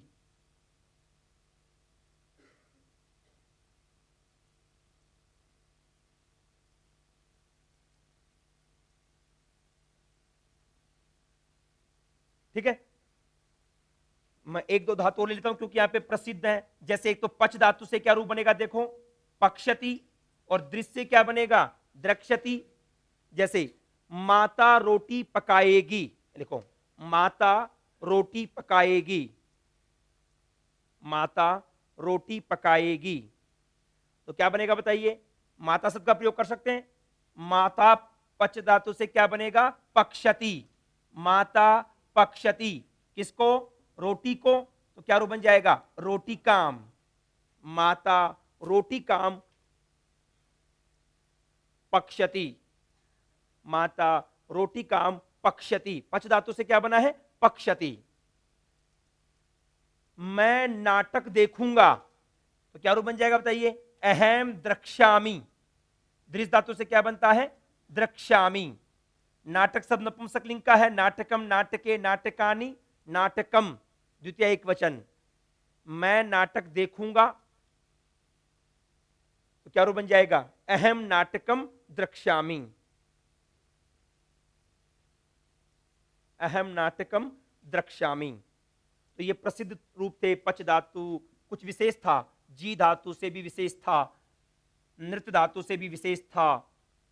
ऐसे ही एक नम धातु से क्या बनता है, नंस्यति, नंस्यतः, नंस्यन्ति।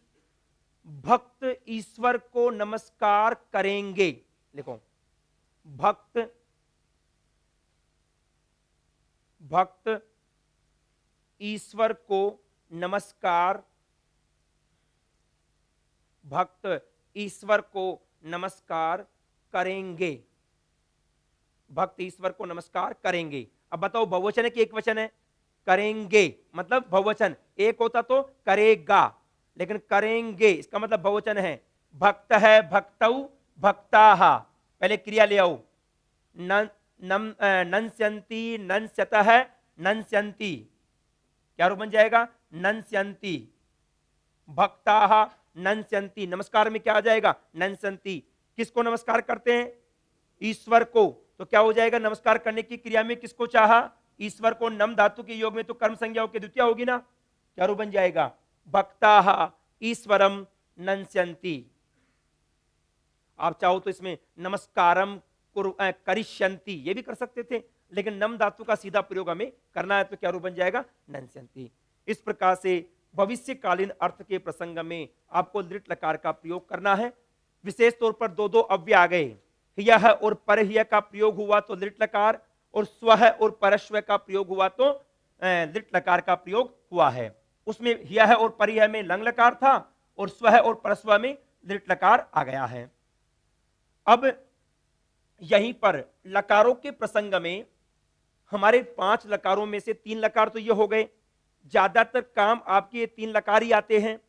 लेकिन अंग्रेजी में आपने देखा होगा कोई वाक्य ऑर्डर वाला या कोई वाक्य चाहिए वाला, शुड वाला, उन वाक्यों के प्रसंग में देखो संस्कृत में दोनों में बाकी जो लकार बच गए, विधिलिंग लकार और लोट लकार, उनमें कोई अर्थ नहीं रखा गया। उसका रीजन क्या है, सुनो। नंबर 4 हम विधिलिंग लकार को रख रहे हैं, इसमें कुल मिलाकर के 6 अर्थ हैं। एक तो है विधि, विधि का मतलब होता है किसी को प्रेरित करना, चाहिए इत्यादि के रूप में, आपको पढ़ना चाहिए इत्यादि। विधि, विधि के बाद में आता है निमंत्रण। निमंत्रण का मतलब हुआ किसी को भी आप बुलाते हैं और उसमें यदि आगमन निश्चित हो तो वो क्या कहलाएगा, निमंत्रण कहलाएगा। और एक है आमंत्रण। आमंत्रण के अंदर जो आगमन है वो वैकल्पिक होता है, मतलब आओ तो आओ, नहीं तो कोई जरूरी नहीं है। तो वैकल्पिक आगमन जहां पे बात आए उसको हम क्या कहेंगे, आमंत्रण। इसलिए जो भी पारिवारिक कार्यक्रम होते हैं ना, पारिवारिक कार्यक्रमों में हम करते हैं निमंत्रित, मतलब आपको आना ही पड़ेगा। जैसे रिश्तेदारों को जो पत्र दिया जाएगा वो निमंत्रण पत्र होता है, मतलब आना ही होगा। और कोई भी सार्वजनिक कार्यक्रम होता है उसमें क्या किया जाता है, आमंत्रित, आप सभी को आमंत्रित किया जाता है, आओ तो आओ, नहीं तो कोई आवश्यकता भी नहीं है। तो ये वो होगा आमंत्रण। और निमंत्रण का मतलब जिसमें निश्चित आगमन हो। देखो विधि, निमंत्रण, आमंत्रण, अधिष्ट। अधिष्ट का मतलब होता है कोई भी निवेदन करना, कोई भी निवेदन का कार्य करना कि आप पढ़ें, आप लिखें इत्यादि।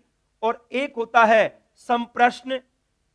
संप्रश्न, संप्रश्न का मतलब हुआ ऐसा कोई प्रसंग जिसमें वैकल्पिक रूप से कोई प्रश्न पूछा जाए, मैं पढ़ूं या लिखूं, मैं जगूं या सोऊं, मैं मरूं या जीऊं, इत्यादि प्रकार के जो प्रश्न होंगे उनको कहा जाता है संप्रश्न उस प्रसंग में।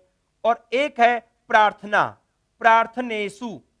इन सभी अर्थों में आपको लिंग लकार का प्रयोग करना है। 6 अर्थ आ गए, विधि, निमंत्रण, आमंत्रण, अधिष्ट, संप्रश्न और प्रार्थना। इन 6 अर्थों में लिंग लकार का प्रयोग होता है। और इसी प्रसंग में आगामी सूत्र आ जाता है लोट च। इन 6 के 6 अर्थों में ही आपको लोट लकार का प्रयोग भी करना होगा। मतलब या तो आप विधिलिंग का कर दो, चाहे लोट का कर दो, व्याकरण की दृष्टि से गलत कोई सा भी नहीं है। लेकिन सामान्य तौर पर यह माना जाता है कि जो चाहिए का प्रसंग है, चाहिए के प्रसंग में आपको विधिलिंग का प्रयोग करना चाहिए, और जब आदेश का प्रसंग हो तो वहां पर आपको लोट लकार का प्रयोग करना चाहिए। जैसे मान लो तुम्हें उसे पढ़ना चाहिए, उसे, उसके लिए क्या आ जाएगा शब्द सह, तो क्या रूप बन जाएगा सह पठेत, उसे पढ़ना चाहिए। और तुम्हें पढ़ना चाहिए, त्वम अब मध्यम पुरुष एक वचन का है, क्या रूप बन जाएगा पठे है। और मुझे पढ़ना चाहिए तो क्या रूप बन जाएगा अहम पठेयम। विधिलिंग का रूप देखो आप, पठेत, पठेताम, पठेयुः, पठेः, पठेतम, पठेत, पठेयम, पठेव, पठेम, तो अहम पठेयम, मैं पढ़ूं। और चाहो तो आप यहां पर लोट लकार भी कर सकते हैं, पठतु, पठताम, पठन्तु, पठ, पठतम, पठत, पठानी, पठाव, पठाम, इनका भी प्रयोग किया जा सकता है। तो अब नंबर 4 और 5 नंबर टॉपिक एक साथ डाल लीजिएगा, विधिलिंग लकार एवं लोट लकार। विधिलिंग इसलिए कहा जाता है, वैसे सूत्र में तो लिंग आया था ना, और आपने देखा भी 10 लकारों के अंदर भी लिंग लिखा हुआ था, विधिलिंग नहीं लिखा हुआ था। उसमें पहला अर्थ कौन सा है विधि, इस वजह से विधि आदि 6 अर्थों में होने वाला लकार विधिलिंग लकार कहलाएगा। विधिलिंग लकार एवं लोट लकार 4 और 5 एक साथ एक ही अर्थ में है, समान अर्थ वाले हैं, विधिलिंग और लोट लकार। इसमें लिखो, ये सूत्र लिख लीजिएगा, ये 6 अर्थ हैं, तो आप इसको घबराना नहीं कितना बड़ा कैसे हो गया ये। विधि, विधि डैश, निमंत्रण, निमंत्रण, निमंत्रण, आमंत्रण, आमंत्रण, ऐसे डैश लगा के लिखेंगे एक एक को, और एक ही लाइन में लिखना है पूरा।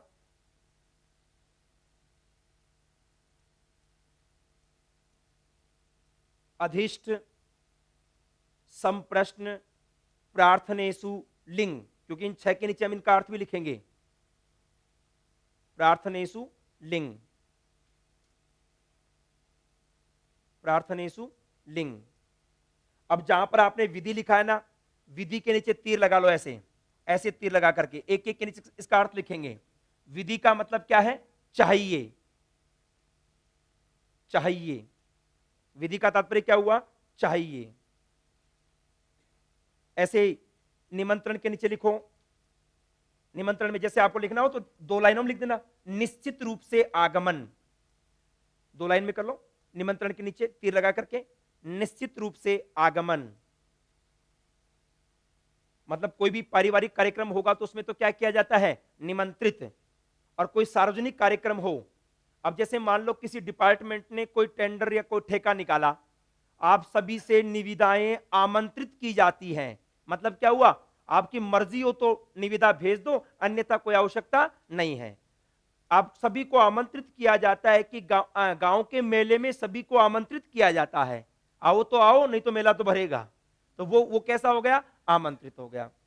आमंत्रण के नीचे करो वैकल्पिक आगमन, आमंत्रण के नीचे क्या करेंगे वैकल्पिक आगमन, मतलब इसमें अनिवार्य नहीं होता, आमंत्रण में अनिवार्य नहीं होता। ऐसे अधिष्ट के नीचे करो निवेदन, अधिष्ट का मतलब क्या है निवेदन, अधिष्ट का मतलब क्या हो जाएगा निवेदन। ऐसे संप्रश्न, संप्रश्न के नीचे लिख लो ऐसे ही सीधा, मैं पढ़ूं या लिखूं, मैं पढ़ूं या लिखूं, और जिसने पढ़ूं या लिखूं से ही लिख दिया होगा उसके श्रवण कौशल और लेखन कौशल सही माने जाएंगे। मैं लिख रहा हूं मैं पढ़ूं या लिखूं, चंद्रबिंदी भी आएगी, सुधार लो चुपके से, मैं पढ़ूं या लिखूं, शुद्ध यह है। नेक्स्ट प्रार्थना, प्रार्थना तो स्पष्ट है, प्रार्थना, प्रार्थना के नीचे प्रार्थना लिख लो सीधे, ठीक है। 6 अर्थ हो गए, इन 6 अर्थों में विधिलिंग प्रयोग होगा।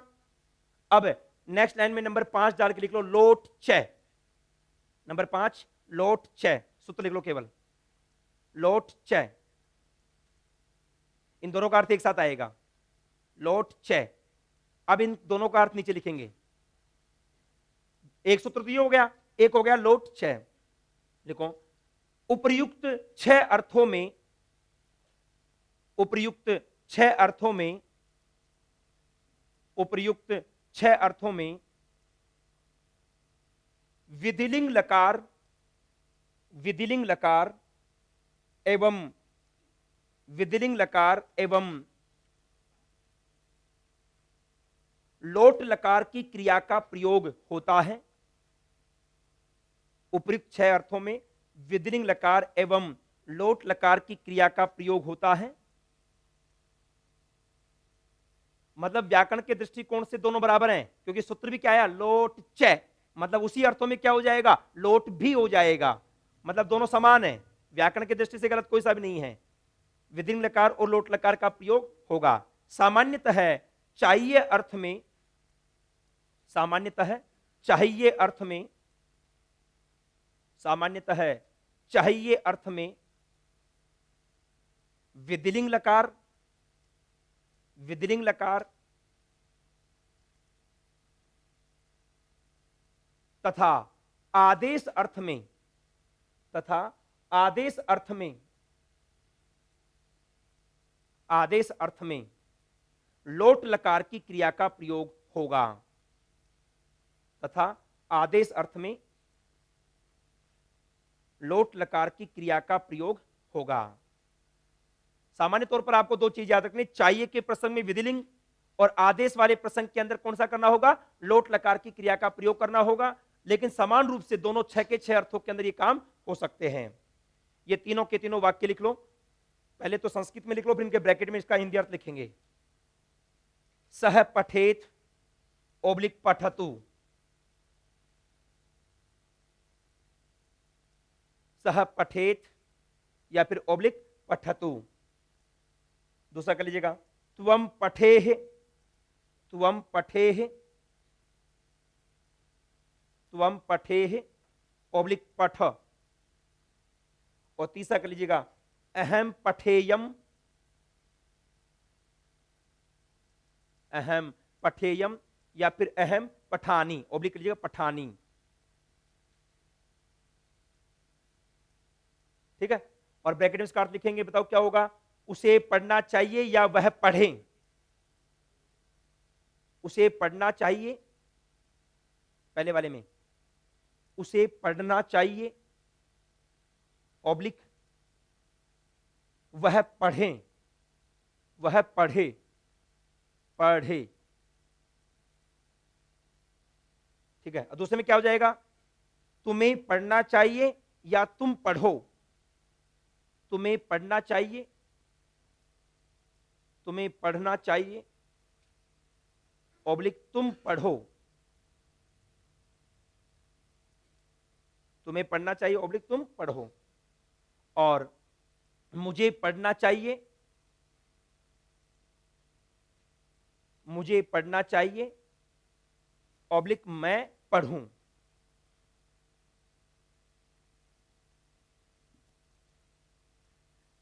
अब मैं यहां पर दो वाक्य ऐसे रख रहा हूं जो आपकी विभिन्न परीक्षाओं में पूछे हुए हैं, उनका ट्रांसलेशन कैसे होगा।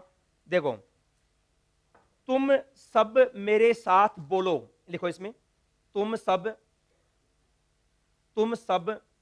मेरे साथ बोलो, तुम सब मेरे साथ बोलो। बताओ, आदेश के रूप में आ गया ना, तुम सब मेरे साथ बोलो। और दूसरा वाक्य लिख लीजिएगा, तुम भिखारियों को धन दो, तुम भिखारियों को धन दो। बताओ, दोनों आदेशात्मक लग रहे हैं ना। आदेश वाले प्रसंग में आपको कौन से लकार का प्रयोग करना है, लोट लकार का प्रयोग करना है। पहला वाक्य क्या है, तुम सब मेरे साथ बोलो, तुम सब, तुम सब के लिए कौन सा शब्द आएगा, यूयम। और बोलने के लिए वद धातु, वदतु वदताम वदंतु, वद वदतम वदत, वदत। जैसे पठ से क्या बनता है, पठ पठतम पठत, उसे वद से क्या बन गया, वदत। किसके साथ, मेरे साथ, साथ के लिए कौन सा अव्यय आ जाएगा? सह, साकम, समम, सार्धम, कोई भी। और सह के योग में कौन सी होगी? तृतीया। बताओ क्या रूप बनेगा? मया सह, यूयम मया सह वदत, यूयम मया सह वदत, तुम सब मेरे साथ बोलो, यूयम मया सह वदत। ऐसे दूसरा में बताओ, तुम भिखारियों को धन दो। कौन? त्वम। अब त्वम के अकॉर्डिंग दा धातु का रूप देखो, देने में कौन सा आएगा? दा। दा का यदि आप रूप देखेंगे, बनाओ एक बार, लोट लकार में क्या बनता है?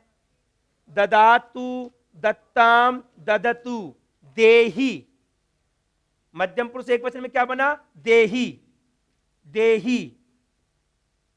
ठीक है, त्वम देही, क्या दो? क्या सेंटेंस क्या है? क्या दो यहां पर? धन दो। क्या रूप बन जाएगा? देने की क्रिया में किसको चाहा? धन को, धनम देही। और देने की वस्तु के माध्यम से जिसको खुश किया जाए संप्रदान होता है, चतुर्थी। लेकिन भिखारी एक है कि अनेक है? अनेक है। तो भिक्षुकाय, भिक्षुकाभ्याम, भिक्षुकेभ्य है। क्या रूप बन जाएगा? भिक्षुकेभ्य है। त्वम भिक्षुकेभ्य है धनम देही, त्वम भिक्षुकेभ्य है धनम देही।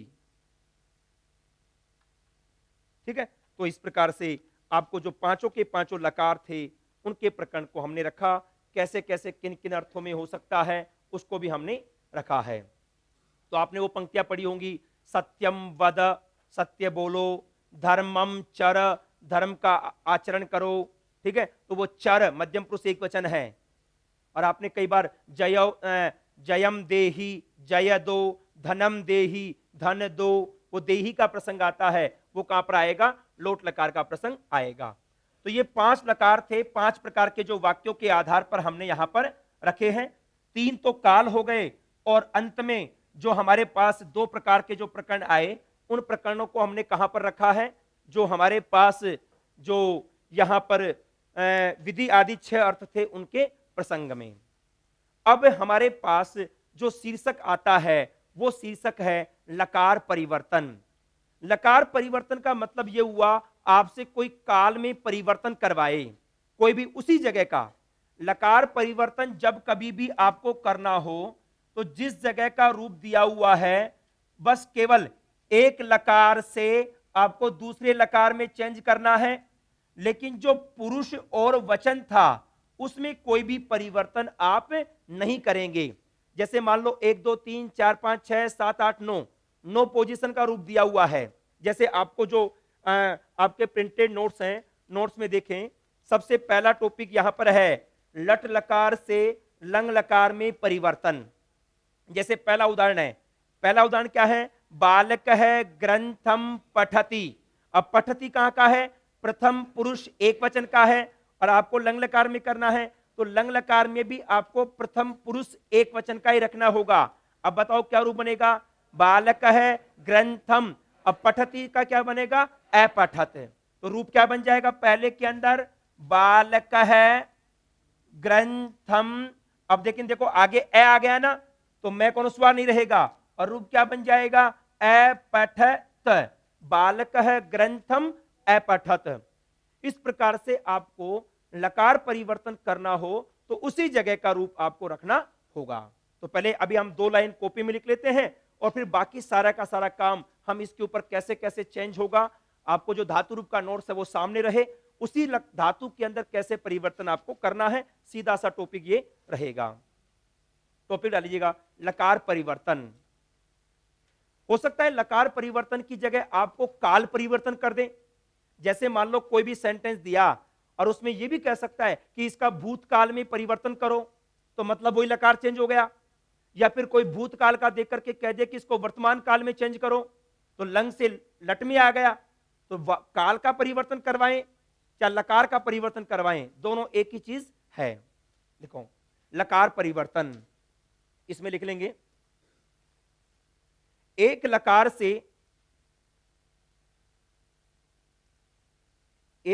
से दूसरे लकार में परिवर्तन करना, एक लकार से दूसरे लकार में परिवर्तन करना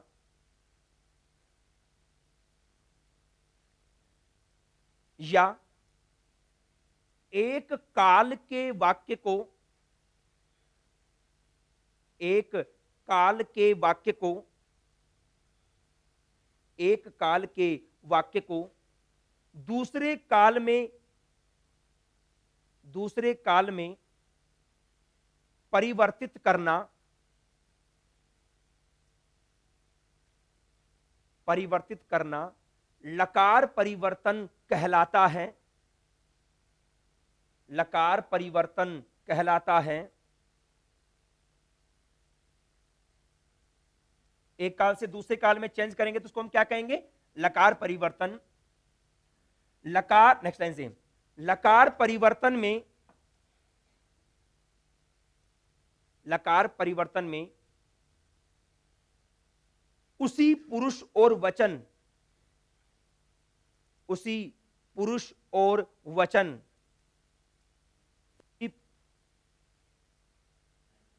उसी पुरुष और वचन का प्रयोग, उसी पुरुष और वचन का प्रयोग होता है, उसी पुरुष और वचन का प्रयोग होता है जो कि मौलिक वाक्य में, मौलिक वाक्य में दिया गया होता है, दिया गया होता है। देखो, जब आपसे लकार परिवर्तन का कोई बात पूछे तो आपको पुरुष और वचन में चेंज नहीं करना, लेकिन मान लो इस प्रश्न को थोड़ा सा घुमा दे, प्रथमा विभक्ति वाले पद में आपसे वचन चेंज करवा दे तो क्रिया ऑटोमेटिक चेंज होगी ना, क्योंकि क्रिया किसके अनुसार आती है? प्रथमा वाले के अनुसार। तो प्रथमा वाले पद को तो चेंज करते ही करते हैं, क्रिया को भी चेंज करेंगे, लेकिन लकार परिवर्तन में तो सीधे तौर पर क्रिया चेंज करनी है, तो क्रिया चेंज करेंगे तो पुरुष और वचन को चेंज करने की आपको आवश्यकता नहीं है। और ऐसे ही यहां पर आपको यह भी कह सकता है कि इसको भूतकाल में करो, इसको वर्तमान काल में करो, इसको भविष्य काल में करो, इसको आदेशात्मक करो, तो फिर आपको वो उस रूप में भी आपको लकार का भी ज्ञान होना चाहिए कि भूतकाल में कौन सा लकार आएगा, तभी आप उसका परिवर्तन कर पाएंगे। दोनों प्रकार से आप वाक्य प्रयोग यहां पर कर सकते हैं। अब आ जाइए, आपका जो लकार परिवर्तन से संबंधित पेज है उससे संबंधित जितने भी उदाहरण हैं उन उदाहरणों को क्रमशः एक एक को हम लेकर के चल रहे हैं। पहला टॉपिक देखो हमारे पास आया लट लकार से लंग लकार में परिवर्तन का, तो इसमें तो आपने देखा पठति की जगह क्या हो गया? अपठत। अब दूसरा बनाओ आप, बालिका नृत्यति, बताओ क्या रूप बनेगा?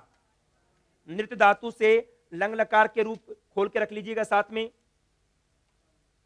क्या रूप बन जाएगा? बालिका, बालिका अनृत्यत, उसी जगह का प्रथम पुरुष एक वचन का ही है ना, अनृत्यत, अनृत्यताम, अनृत्यन इत्यादि, तो दूसरे में क्या बन जाएगा? बालिका अनृत्यत। चलो तीसरा बनाओ, छात्र है चित्रम पश्यति, क्या रूप बनेगा बताओ?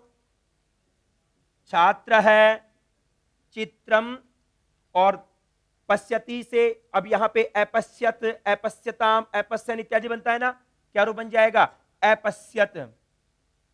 अब चूंकि आगे ए था तो हमने मैं को हलंत न रख करके, मैं को अनुस्वार न करके हलंत रखा है, छात्र है चित्रम अपश्यत। नेक्स्ट, पशुपालक है गाम नयति, पशुपालक गाय को ले जाता है, अब बताओ क्या रूप बन जाएगा? नी धातु का देखो, पशुपालक है गाम, अब नी धातु से क्या बनेगा? अनयत, गाम अनयत। ध्यान रखना पद भी आपको चेंज नहीं करना, यदि परस्मयी पद में दिया हुआ है तो परस्मयी पद होगा। अब नी धातु तो उभय पदी है ना, नयति भी बनता है, नयते भी बनता है, लेकिन यहां पर आपने देखा कि नयति परस्मयी पद का दिया हुआ है तो आपको काम भी परस्मयी पद में ही करना होगा। मतलब पुरुष और वचन तो चेंज करने ही करने नहीं, पद भी आपको चेंज नहीं करना, परस्मयी पद का परस्मयी पद में, आत्मनेय पद का आत्मनेय पद में। नंबर 5, राम है रावणम हंति, बनाओ आप सभी, राम है रावणम, उसी जगह का क्या रूप बन जाएगा? अहन।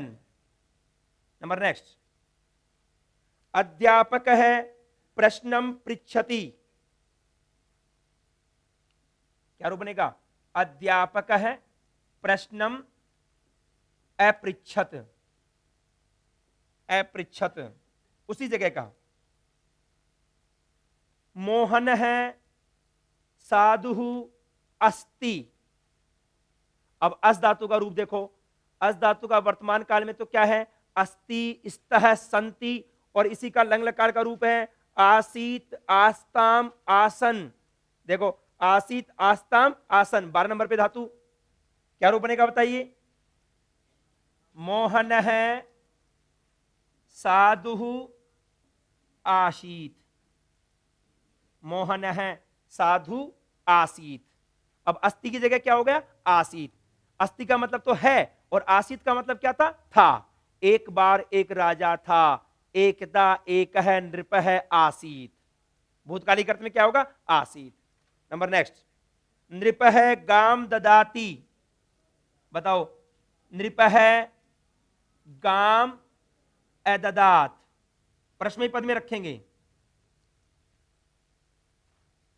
बालिका ग्रंथम लिखती, बताओ क्या बनेगा, बालिका ग्रंथम अलिखत। वही प्रथम पुरुष एक वचन का आ जाएगा, कोई कठिन काम नहीं है यहां पर। मोहन है ग्रामम गच्छति, क्या रूप बन जाएगा, मोहन है ग्रामम अगच्छत। तो उसी जगह का आपने चेंज किया है, आपको ऊपर निर्देश दिया गया था कि इसको लट लकार से कहां पर लेके जाना है, लंग लकार में। ठीक है, तो ये 10 उदाहरण हो गए। अब आते हैं दूसरे टॉपिक की ओर। लट लकार से किस में करवा रहा है, लोट लकार में। लोट लकार में कैसा था रूप, पठतु, पठताम, पठंतु। और यदि आत्मनेपद का रूप देखें, देखो यहां पर आत्मनेपद में कैसे बनेगा लोट लकार में, सेवताम, सेवेताम, सेवंताम इत्यादि के रूप में। चलो 11 नंबर बनाओ आप खुद। नृप है धनम लभते, लोट लकार में करना है चेंज, आत्मनेपद है, नृप है धनम, क्या रूप बन जाएगा, लभताम, क्या रूप बन जाएगा, लभताम, लभताम। ऐसे बनाओ, त्वम फलम लभ से। अब लभ से कहां का है, मध्यम पुरुष एक वचन का, तो क्या रूप बन जाएगा बताइए, सेवस्व बनता है ना, सेवस्व। वैसे लब से क्या बन जाएगा, लभस्व। त्वम फलम लभस्व, उसी जगह का, त्वम फलम लभस्व। और ऐसे देखो, अहम गुरुम सेवे, मैं गुरु की सेवा करता हूं। अब लोट लकार में क्या रूप बन जाएगा, अहम गुरुम सेवई, डबल मात्रा हो गया ना। सेव धातु से देखो, लोट लकार उत्तम पुरुष एक वचन, मिल गया सबको।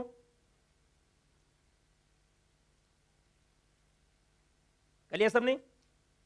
अब नेक्स्ट देखो, अध्यापक है पुस्तकम पठती, क्या रूप बन जाएगा बताओ, अध्यापक है पुस्तकम। अब देखो किस में करना है, हमें लोट लकार में करना है, पठतु। अध्यापक है पुस्तकम पठतु। नेक्स्ट, सा ग्रामम गच्छति, गच्छति से क्या बन जाएगा, सीधा सा है, जैसे पठ से पठतु वैसे गच्छति से गच्छतु। सा ग्रामम गच्छतु, सा ग्रामम गच्छतु। उसी पोजीशन का, उसी पुरुष का, उसी वचन का आपको रूप रखना होगा। वयम ग्रंथम लिखामह, बताओ, लिखतु, लिखताम, लिखंतु, लिख, लिखतम, लिखत, लिखानी, लिखाव, लिखाम। तो क्या रूप बन जाएगा, वयम ग्रंथम लिखाम। क्या चेंज आया बताओ, विसर्ग का चेंज आया ना। लट लकार में विसर्ग थे और यहां पे लोट लकार में विसर्ग नहीं है। नंबर नेक्स्ट, यूयम पाठम पठथ, क्या बनेगा बताओ, यूयम पाठम पठत। सही है, सीधा निर्देश दे रखा था कि कौन सी जगह से कौन सी जगह पर परिवर्तन करना है। क्लियर। अब आगे आओ, आगे टॉपिक क्या आ गया, लट लकार से लिट लकार में परिवर्तन, मतलब शय वाले रूप के अंदर। लिट का मतलब तो क्या होता है, शय वाला। चलो अब बनाओ खुद भी, शिष्य है पाठम पठती, क्या रूप बन जाएगा बताओ? शिष्य है पाठम पठिष्यति, उसी जगह का। शिष्य है पाठम पठिष्यति, शिष्य है पाठम पठिष्यति। त्वम पापम लभसे, लिट में करना है, क्या रूप बन जाएगा? त्वम पापम लप्स्यसे, लप्स्यसे, लप्स्यसे, उसी जगह का आएगा। अब आइए 20 नंबर। अहम गुरुम नमामि, नम धातु से क्या बनाया था अभी? नंस्यामी, क्या रूप बन जाएगा? अहम गुरुम नंस्यामी, नम धातु का रूप देखो, दृढ़ लकार में क्या बना हुआ है? नंस्यामी।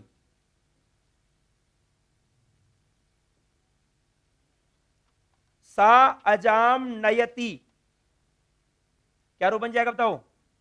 सा अजाम, नी धातु से क्या बनेगा? नेस्यति, सा अजाम नेस्यति, उसी जगह का।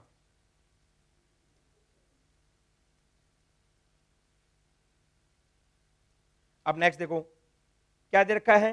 ते फलानी पश्यंती, पश्यंती में देखो कुछ विशेष है। पश्यंती में क्या बनेगा? द्रक्ष्यंती, दृश्य धातु का रूप देखो आप, क्या बनेगा? ते फलानी द्रक्ष्यंती, द्रक्ष्यंती, दृढ़ लकार में क्या रूप बन गया? द्रक्ष्यंती। नेक्स्ट, ते कार्यम कुर्वन्ति, क्या रूप बन जाएगा बताओ? ते कार्यम कुर्वन्ति लट लकार का है, इससे क्या बन जाएगा? करिष्यन्ति, ते कार्यम करिष्यन्ति, ते कार्यम करिष्यन्ति। रामः लेखम लिखति, बताओ क्या रूप बनेगा? रामः लेखम, अब लिख से क्या रूप बनेगा? लेखिष्यति, लेखिष्यति। शत्रुः जलम पिबति, अब पा धातु से भी बताया था मैंने, पास्यति, क्या रूप बन जाएगा? शत्रुः जलम पाश्यति। मतलब ये हुआ लकार परिवर्तन का शीर्षक कठिन नहीं है, आपको जिस लकार से जिस लकार में चेंज करवाना हो उसका जो पुरुष वचन और आत्मनेपद परस्मैपद जो भी है वो आपको समान रखना होगा, उसमें किसी भी प्रकार का परिवर्तन आपको नहीं करना, और बाकी उसी पोजीशन का आपको जो लकार दूसरे लकार में जिसमें चेंज करवाना चाह रहा है वहां का रूप लेकर के आ सकते हो। आगे आइए नंबर नेक्स्ट, लट लकार से विधिलिंग में करना है। विधिलिंग का कैसे रूप चलता है? पठेत पठेताम पठेयुहु, बताओ क्या रूप बनेगा 26वें में? सह पुस्तिकाम पठेत, वह पुस्तिका पढ़ें, सह पुस्तिकाम पठेत। और सा नृत्यति, क्या रूप बन जाएगा बताओ? सा नृत्येत, सा नृत्येत, उसी जगह का। नृत्य धातु का आत्मनेपद, नृत्य धातु का विधिंग लकार में क्या बन जाएगा? नृत्येत। अहम पाठम पठामि, क्या रूप बनेगा बताओ? अहम पाठम, उसी जगह का, पठेयम, अहम पाठम पठेयम। ते गाम नयंती, उसी जगह का, नयेत, नी का रूप बोलो, नयेत नयेताम नयेयुहु, क्या रूप बनेगा? ते गाम नयेयुहु। तो आपको कम से कम एक एक धातु का, पट धातु का और सेव धातु का, पांचों के पांचों लकार आपको याद होने ही चाहिए, तभी जाकर के लकार परिवर्तन का कार्य हो सकता है। नेक्स्ट, वयम ग्रामम गच्छामः, क्या रूप बनेगा बताओ? वयम ग्रामम गच्छेम, क्या रूप बन जाएगा? गच्छेम। वयम ग्रामम गच्छेम। ठीक है, तो अभी तक तो आपको दोनों चीज बता रहे थे कि कौन से लकार में दिया हुआ है और किस लकार में आपको चेंज करना है। अब हम यहां पर आगामी प्रसंग रख रहे हैं। सीधा प्रसंग आ रहा है कि लोट लकार में परिवर्तन करो, चाहे कोई सा भी लकार दे रखा हो, आपको लोट में करना है। जैसे सह ग्रामम गच्छति, क्या रूप बनेगा बताओ? लट में दिया हुआ था, गच्छति से लोट में क्या बन जाएगा? गच्छतु। क्या रूप बनेगा? सह ग्रामम गच्छतु, सह ग्रामम गच्छतु। उसी जगह का लोट लकार का रूप आपने प्रयोग में लिया है। अब देखो, अहम पाठम पठेयम, बताओ पठेयम कहां का था? विधिंग लकार का था ना? विधिंग लकार उत्तम पुरुष एक वचन, तो क्या रूप बनेगा? अहम पाठम पठानी, अहम पाठम पठानी, अहम पाठम पठानी। अब देखो 33वां, त्वम लेखम पठिष्यति, तुम लेख को पढ़ोगे। मध्यम पुरुष एक वचन है ना, और किस में करना है? लोट लकार में। तो क्या रूप बनेगा बताओ? पठतु पठताम पठंतु पठ, त्वम लेखम पठ। उसी जगह का अहम अजाम नेश्यामी, नेश्यामी कहां का है बताओ? उत्तम पुरुष एक वचन, क्या रूप बनेगा? अहम अजाम, लोट लकार में क्या बनेगा? नयतु नयताम नयंतु नय नयतम नयत नयानी, क्या रूप बन जाएगा? अहम अहम अजाम नयानी, अहम अजाम नयानी। उसी जगह का नयानी है, क्योंकि जैसे पठानी बनता है वैसे ही नयानी। नेक्स्ट, राम है रावणम अहन, राम ने रावण को मारा। अहन कहां का है? प्रथम पुरुष एक वचन। अब सुनो, अब आप यदि केवल आपने अहन देखते तो आपको कंफ्यूजन हो सकता था, क्योंकि प्रथम पुरुष में भी और मध्यम पुरुष के एक वचन में भी, लेकिन आपने शब्द देखा राम है। राम है तो कहां का है? प्रथम पुरुष का है, इसका मतलब अहन कौन सा है? प्रथम पुरुष वाला। अब इसको लोट लकार में करो, हन धातु से देखो, हंतु, क्या रूप बन जाएगा? राम है रावणम हंतु, राम है रावणम हंतु। तो ये लोट लकार में परिवर्तन हो गया। ठीक है, ये पहला अभ्यास। अब दूसरा अभ्यास देखो, लिट लकार में परिवर्तन करना है, मतलब शय वाले प्रसंग में। अब कोई सा भी लकार दिया हुआ हो उसको आपको लिट में चेंज करना है। बनाओ 36वां क्या बनेगा?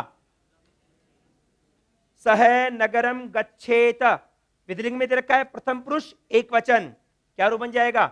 सह नगरम गमिष्यति, सह नगरम गमिष्यति। उसी जगह का ते पाठम पठेयुहु, पठेयु कहां का है? पठेत पठेताम पठेयुहु, प्रथम पुरुष बहुवचन, तो क्या रूप बन जाएगा? पठिष्यति पठिष्यतः पठिष्यन्ति, ते पाठम पठिष्यन्ति, ते पाठम पठिष्यन्ति। अब बनाओ 38वां, ते छात्रान पश्यन्ति, लट लकार दे रखा है। अब इसका लिट चेक करो एक बार, द्रक्ष्यति द्रक्ष्यतः द्रक्ष्यन्ति, पक्षति नहीं है, द्रक्ष्यति। ते छात्रान द्रक्ष्यन्ति। आपने एक चीज नोट की होगी, लिट लकार में कुछ विशेष काम हो जाते हैं सब जगह, तो आप थोड़ा सा वो ध्यान रखें, लिट लकार का पहला पहला रूप। नेक्स्ट, सा गाम नयति, क्या रूप बन जाएगा? सा गाम नेष्यति, सा गाम नेष्यति, सा गाम नेष्यति। त्वम लेखम लिखे है, लिखे कहां का बताओ? त्वम मध्यम पुरुष एक वचन, लिखे भी मध्यम पुरुष एक वचन, लिट में करना है। लेखिष्यति लेखिष्यतः लेखिष्यन्ति लेखिष्यसि, त्वम लेखम लेखिष्यसि, त्वम लेखम लेखिष्यसि, त्वम लेखम लेखिष्यसि। Number next. अब प्रश्न चेंज हो गया, लट लकारे परिवर्तनम कुरुता। अब किस में लेकर के आना है? लट लकार में, चाहे कोई से भी लकार का हो। भवान पाठम पठतु, भवान के साथ क्या आ गया? प्रथम पुरुष एक वचन, तो भवान पाठम पठतु। अब पठतु से क्या बन जाएगा? पठती। भवान पाठम पठती, उसी जगह का। नेक्स्ट। ते ग्रामम गमिष्यन्ति, गमिष्यन्ति कहां का दे रखा है? लिट का, लिट से लट में कर लीजिएगा। ते ग्रामम गच्छन्ति, गच्छन्ति बनेगा, गमिष्यन्ति से क्या बनेगा? गच्छन्ति। ते चित्राणि द्रक्ष्यन्ति, अब द्रक्ष्यन्ति से क्या बनेगा? पश्यन्ति। ते चित्राणि पश्यन्ति। नेक्स्ट। अहम ग्रामम अगच्छम, क्या रूप बन जाएगा? उत्तम पुरुष एक वचन का है। अहम ग्रामम गच्छामि, अब ग्रामम पे अनुस्वार भी हो गया, क्योंकि आगे व्यंजन मिल गया ना। इसमें तो ए था, इसलिए स्वर मैं लिखा हुआ था हलंत, अब अनुस्वार कर देंगे। ते ग्रंथम अलिखन, उन्होंने ग्रंथ लिखा, क्या रूप बन जाएगा? बताओ। मध्यम प्रथम पुरुष बहुवचन है ना। ते ग्रंथम लिखंती, ते ग्रंथम लिखंती। तो ये सारे के सारे आपको किसी भी लकार का नाम नहीं भी दे और सीधे तौर पर भी पूछा जा सकता है कि कहां चेंज करना है। इसी प्रकार से अंतिम प्रकरण, चौथा प्रसंग, लंग लकार में परिवर्तन करें, मतलब जो रूप दिया हुआ है उससे आपको भूतकालिक अर्थ वाला प्रसंग करना है। तो सह पाठम पठतु, वह पाठ पढ़ो, मतलब आदेश अर्थ में लोट में दे रखा था, लोट का क्या करना है? लंग में। क्या रूप बनेगा बताइए? सह पाठम अपठत, अपठत। ठीक है। नेक्स्ट। भवान लेखम लिखेत, लिखेत की जगह क्या बन जाएगा? अलिखत। भवान लेखम अलिखत।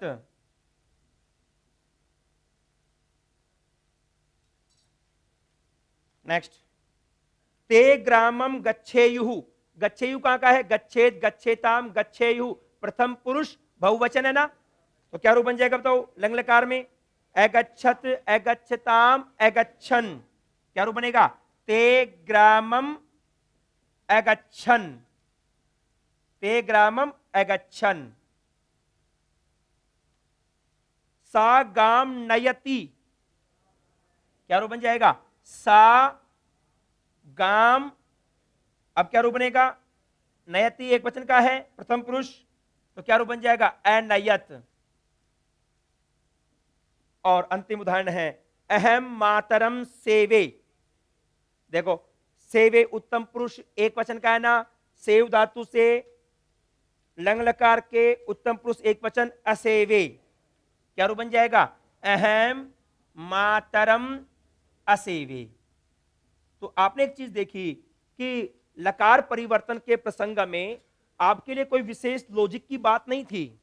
लकार परिवर्तन के प्रसंग में जैसा परिवर्तन करवाना चाहता है उसी जगह का आपको उसी पुरुष के अंदर, उसी वचन के अंदर और उसी पद में भी परिवर्तन नहीं होगा।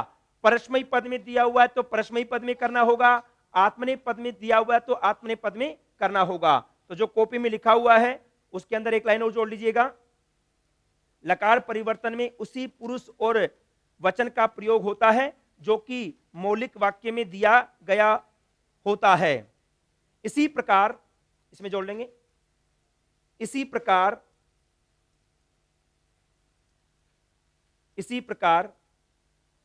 परस्मयी पद का परिवर्तन परस्मयी पद में, परस्मयी पद का परिवर्तन इसी प्रकार परस्मयी पद का परिवर्तन परस्मयी पद में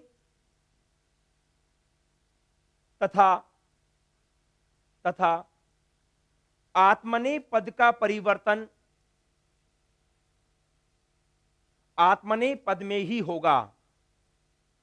आत्मनेय पद का परिवर्तन आत्मनेय पद में ही होगा। मतलब यह हुआ, यदि कोई धातु उभयपदी हो ना, जैसे नी धातु उभयपदी थी, यदि आपको परस्मयी पद दिया हुआ तो चेंज भी आपको परस्मयी पद में ही करना होगा, और आत्मनेय पद दिया हुआ तो चेंज भी आपको आत्मनेय पद में ही करना होगा। तो इस कक्षा के माध्यम से हमने जो 5 प्रकार के जो लकार हैं, अलग अलग प्रकार के जो सेंटेंस थे उनके लिए कौन कौन से लकारों का प्रयोग होगा और उन लकारों में कैसे परिवर्तन का कार्य किया जाता है, उसको हमने संपादित किया है। इसी के साथ आपका जो कारक और अनुवाद से संबंधित जो विषय थे वो संपूर्णता को प्राप्त होते हैं इसी 5 लकारों के माध्यम से। धन्यवाद।